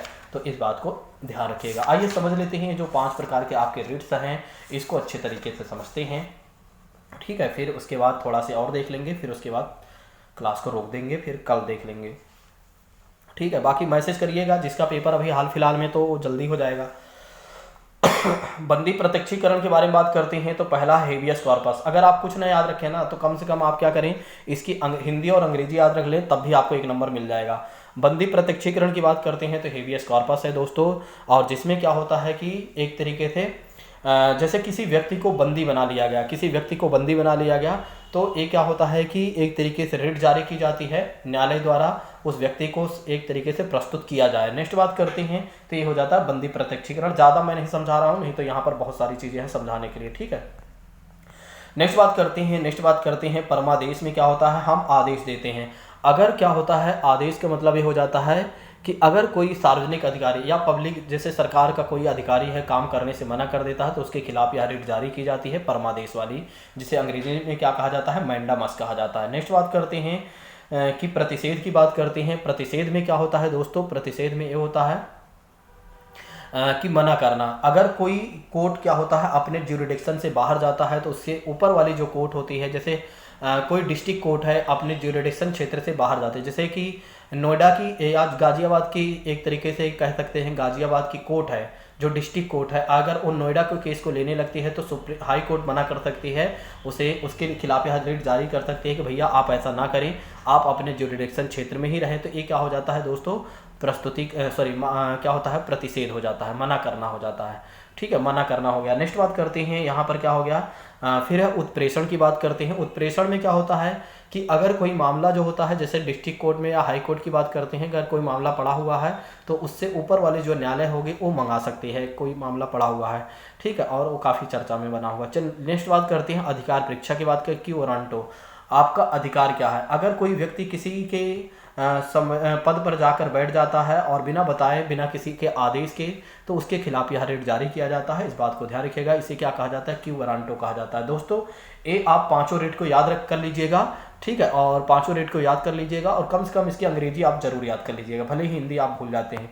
चलिए राज्य के नीति निर्देशक सिद्धांत को देख लेते हैं, थोड़ा से पूरा एक जो पार्ट है उसको कंप्लीट कर लेते हैं, ज़्यादा अच्छा रहेगा। इसमें ज़्यादा कुछ नहीं देखना है, बस मेन बातें देखना है। देखिए संविधान के भाग 4 में इसमें बताया गया है, अनुच्छेद 36 से लेकर 51 तक इसमें चर्चा की गई है। और राज्य के नीति निर्देशक तत्व जो है राज्य का कर्तव्य यानी कि सरकार के कर्तव्य के बारे में बताया गया है। और इसको हमने किस संविधान से लिया हुआ है, किस देश के संविधान से, तो आयरलैंड के संविधान से लिया गया है, इस बात को ध्यान रखिएगा। यह वाद योग्य या न्याय योग्य नहीं है। अच्छा, सरकार अगर अपने काम को नहीं करती है तो आप न्यायालय नहीं जा सकते, सुप्रीम कोर्ट हाई कोर्ट नहीं जा सकते हैं कि सरकार अपने काम को नहीं कर रही, रोड नहीं बना रही, सड़क नहीं बना रही है, नहीं कर रही, वो नहीं कर रही है, स्कूल नहीं खोल रही है। आप चुनाव के माध्यम से अपना हथियार यूज कर सकते हैं और ये नहीं कि आप न्यायालय चले जाएं कि सरकार ऐसा नहीं कर रही थी, इसलिए वाद योग्य नहीं है, ना तो न्याय योग्य है। नेक्स्ट बात करते हैं, एक लोक कल्याणकारी राज्य की विचारधारा नीति निर्देशक तत्व में पाई जाती है। के.टी. शाह कहते हैं कि यह एक चेक है जो बैंक की सुविधा के आधार पर भुगतान किया जाएगा, बस। नेक्स्ट बात करते हैं, डॉक्टर भीमराव अंबेडकर नीति निर्देशक तत्व को संविधान की अनोखी विशेषता कहते हैं, इस बात को भी ध्यान रखिएगा। अनुच्छेद 36 में क्या कहा गया है, राज्य की परिभाषा। दोस्तों ये बातें याद रखिएगा, राज्य की परिभाषा मतलब राज्य का अर्थ में कानून बनाने वाली संस्था, जैसे कि मतलब ये है संसद आ जाएगी और केंद्र सरकार, राज्य विधानमंडल, राज्य सरकार, ये सब क्या है राज्य की परिभाषा में आएंगे। दोस्तों राज्य की परिभाषा में संसद, केंद्र सरकार, राज्य विधानमंडल, राज्य सरकार। अनुच्छेद 37 में क्या कहा गया है कि राज्य की नीति निर्देशक तत्व संबंधी प्रावधानों को किसी भी न्यायालय में प्रवर्तित नहीं किया जा सकता, लेकिन इसमें निहित सिद्धांतों को व्यवस्था में मौलिक रूप से प्राकृतिक रूप से लागू होंगे। नेक्स्ट बात करते हैं, अनुच्छेद 38 ध्यान रखिएगा, राज्य लोक कल्याण की वृद्धि के लिए कार्य करेगा, जैसे कि राज्य की असमानता को कम करने के लिए प्रयास करेगा। राज्य में जो असमानताएं हैं उसको कम करने के लिए सरकार क्या करेगी, एक तरीके से काम करेगी। तो दोस्तों अगर देखा जाए तो राज्य लोक कल्याण की वृद्धि के लिए कार्य कौन करेगा, सरकार करेगी, अनुच्छेद 38 में ऐसा कहा गया है। नेक्स्ट बात करते हैं, अनुच्छेद 39 में कहा गया है, 39 में कहा गया है दोस्तों कि समान कार्य के लिए समान वेतन की बात करते हैं। जैसे स्त्री हो या पुरुष हो, जैसे टीचर के पद पर चाहे स्त्री जाए चाहे पुरुष जाए, या भारत के किसी भी पद पर कोई भी जाता है उस पद पर तो उसे समान वेतन मिलेगा। पहले क्या होता था कि महिलाओं को कम वेतन दिया जाता था, पुरुषों को ज़्यादा दिया जाता था। नेक्स्ट बात करते हैं, आर्टिकल 40 में क्या है, ग्राम पंचायतों का गठन के बारे में बताया गया है, इसको याद रख लीजिएगा, ये आपके एग्जाम में पूछा जाता है कि ग्राम पंचायतों के गठन के बारे में किस आर्टिकल में कहा गया है, तो अनुच्छेद 40 में कहा गया है। अनुच्छेद 39 इसीलिए याद रख लीजिएगा, समान कार्य के लिए समान वेतन, अनुच्छेद 39 भी याद रख लीजिएगा, आपके एग्जाम में पूछा जा सकता है। नेक्स्ट बात करते हैं, अनुच्छेद 41 में कहा गया है कुछ दशाओं में काम, शिक्षा और लोक सहायता पाने का अधिकार है, जैसे वृद्धा, बेकारी और अंगहीनता। बेरोजगारी भत्ता कार्यक्रम तथा वृद्ध पेंशन योजना के तहत अनुच्छेद 41 के आधार पर चलाए भी जाते हैं। नेक्स्ट बात करते हैं, अनुच्छेद 42 की बात करते हैं, तो काम की न्याय संगत मनोचित दशाओं तथा प्रसूति सहायता की बात करते हैं। जो महिलाएं होती हैं, अगर देखा जाए तो अगर कहीं पर वे काम कर रही हैं, जैसे आप देखते हैं कोई महिला किसी कंपनी में काम कर रही है और प्रेग्नेंट हो गई है, मतलब प्रेग्नेंट है, तो एक तरीके से क्या है कि अगर उन्हें छुट्टी चाहिए तो वो जितने दिन की छुट्टी चाहिए छुट्टी ले सकती हैं, किसी भी प्रकार की कोई सैलरी वगैरह नहीं काटी जाएगी। नेक्स्ट बात करते हैं, महिलाओं को न्याय संगत काम दिया जाएगा, ठीक है, जो काम उनके लिए गर्भावस्था के दौरान उन्हें अवकाश प्राप्त होगा, यहाँ पर लिखा ही है मातृ अवकाश। नेक्स्ट बात करते हैं अनुच्छेद 43 में क्या है, कर्मकारों के लिए निर्वाह मजदूरी की बात करते हैं। तो कर्मकारों के लिए अगर देखा जाए तो एक तरीके से मजदूरी, निर्वाह मजदूरी वगैरह जैसे कि बात करते हैं, श्रमिक वर्ग को राज्य एक निर्धारित मजदूरी उपलब्ध कराए, जैसे मनरेगा वगैरह आप देख रहे हैं, मनरेगा कार्यक्रम, कुटीर उद्योग, ठीक है, ये सब क्या है एक तरीके से अनुच्छेद 43 के अनुसार चलाए जा रहे हैं। ठीक है, क्यों चलाए जा रहे हैं, क्योंकि देखते हैं वहाँ पर क्या है सैलरी फिक्स है, मतलब कि उनका रोजगार फिक्स है कि इतना दिन आपको रोजगार मिलेगा और इतना आपको मजदूरी मिलेगी एक दिन में। अनुच्छेद 44 में ये कहा गया है कि एक समान सिविल संहिता या कॉमन सिविल कोड, राज्य एक समान कानून बनाए तथा समान रूप से लागू करे। इस कानूनों को लागू करते समय भिन्नता नहीं होनी चाहिए। गोवा एक ऐसा राज्य है जहां पर ऐसा कानून लागू है, जहां पर एक समान कानून लागू किया गया हर चीज़ों में। नेक्स्ट बात करते हैं अनुच्छेद 45 ए की बात करते हैं, जिसमें 86वां संविधान संशोधन जोड़ा गया है, जिसमें 6 से लेकर 14 वर्ष तक बच्चों के लिए निःशुल्क अनिवार्य शिक्षा दिया गया है और आंगनबाड़ी कार्यक्रम भी चलाए जा रहे हैं दोस्तों। चलिए नेक्स्ट बात करते हैं कृषि एवं पशुपालन से संबंधित संगठन की बात करते हैं। तो अनुच्छेद 48 में बातें कही गई हैं, इस बात को ध्यान रखिएगा। राज्य कृषि विकास के लिए ऋण और सिंचाई, उन्नतशील बीजों और व्यवस्था, पशुपालन के विकास के लिए अच्छे नस्ल के पशुओं वध पर प्रतिबंध है और भारवाहक के लिए प्रतिबंध लगाया। नेक्स्ट अनुच्छेद 48 का याद रख लीजिएगा, पर्यावरण संरक्षण, संवर्धन और वन्य जीवों की सुरक्षा की बात करते हैं। तो अनुच्छेद 48 में ऐसा कहा गया है, राज्य वनों को नष्ट होने से बचाएगा, वृक्षारोपण कार्यक्रम चलाया जाएगा। नेक्स्ट बात करते हैं, वन्य जीवों की सुरक्षा के लिए राज्य अभ्यारण्य की व्यवस्था की गई। अनुच्छेद 49 क्या है, राष्ट्रीय स्तर के स्मारकों, स्थानों और कानूनों का संरक्षण। राष्ट्रीय स्तर के स्मारक जैसे कि बात करते हैं कि लाल किला, ताजमहल वगैरह के संरक्षण करना इस सरकार का कर्तव्य है, सरकार ऐसा करती भी है। ठीक है, तो अनुच्छेद 49 में ये बातें कही गई हैं। नेक्स्ट बात करते हैं, अनुच्छेद 50 की बात करते हैं। अनुच्छेद 50 में यह है कि कार्यपालिका को न्यायपालिका से अलग रखना। दोस्तों इस बात को ध्यान रखिएगा, कार्यपालिका मतलब हो जाता है एग्जीक्यूटिव सरकार, और एक तरह न्यायपालिका कोर्ट को अलग रखना है, अनुच्छेद 50 में कहा गया। ये आपके एग्जाम में पूछा जाता है, ध्यान रखिएगा। अनुच्छेद 51 में क्या है, अंतर्राष्ट्रीय शांति एवं सुरक्षा की वृद्धि की बात करते हैं। तो सरकार का कर्तव्य क्या है कि सरकार क्या करे, अंतर्राष्ट्रीय शांति सुरक्षा को बढ़ावा दे, यानी कि एक दूसरे के साथ आंतरिक मामले में किसी भी प्रकार की कोई दिक्कत ना हो, मतलब हर देश के साथ उसका संबंध अच्छे से बना रहे। नेक्स्ट बात करते हैं, मौलिक कर्तव्य की बात करते हैं। अनुच्छेद 51 ए में चर्चा की गई है, मौलिक कर्तव्य के बारे में बात करते हैं। संविधान के भाग 4 में कहा गया है और एक तरीके से अनुच्छेद 51 ए में कहा गया है, ये नागरिक का कर्तव्य होता है। मूल संविधान में मौलिक कर्तव्य का उल्लेख नहीं था। देखिए मूल संविधान में अगर देखा जाए तो मौलिक कर्तव्य नहीं है।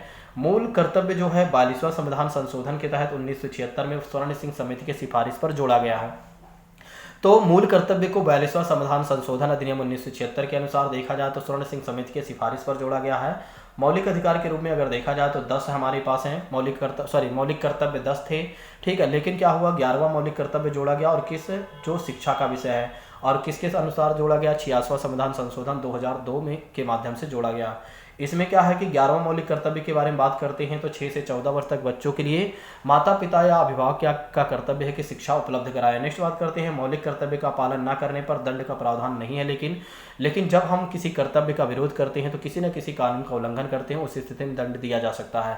केशवानंद भारती बनाम केरल राज्य की प्रस्तावना में संशोधन हो सकता है, जो एससी ने कहा है। देखिए हमने क्या नाम है, संविधान की प्रस्तावना में 3 बातें जोड़ा गया है, इसको भी देख लेते हैं।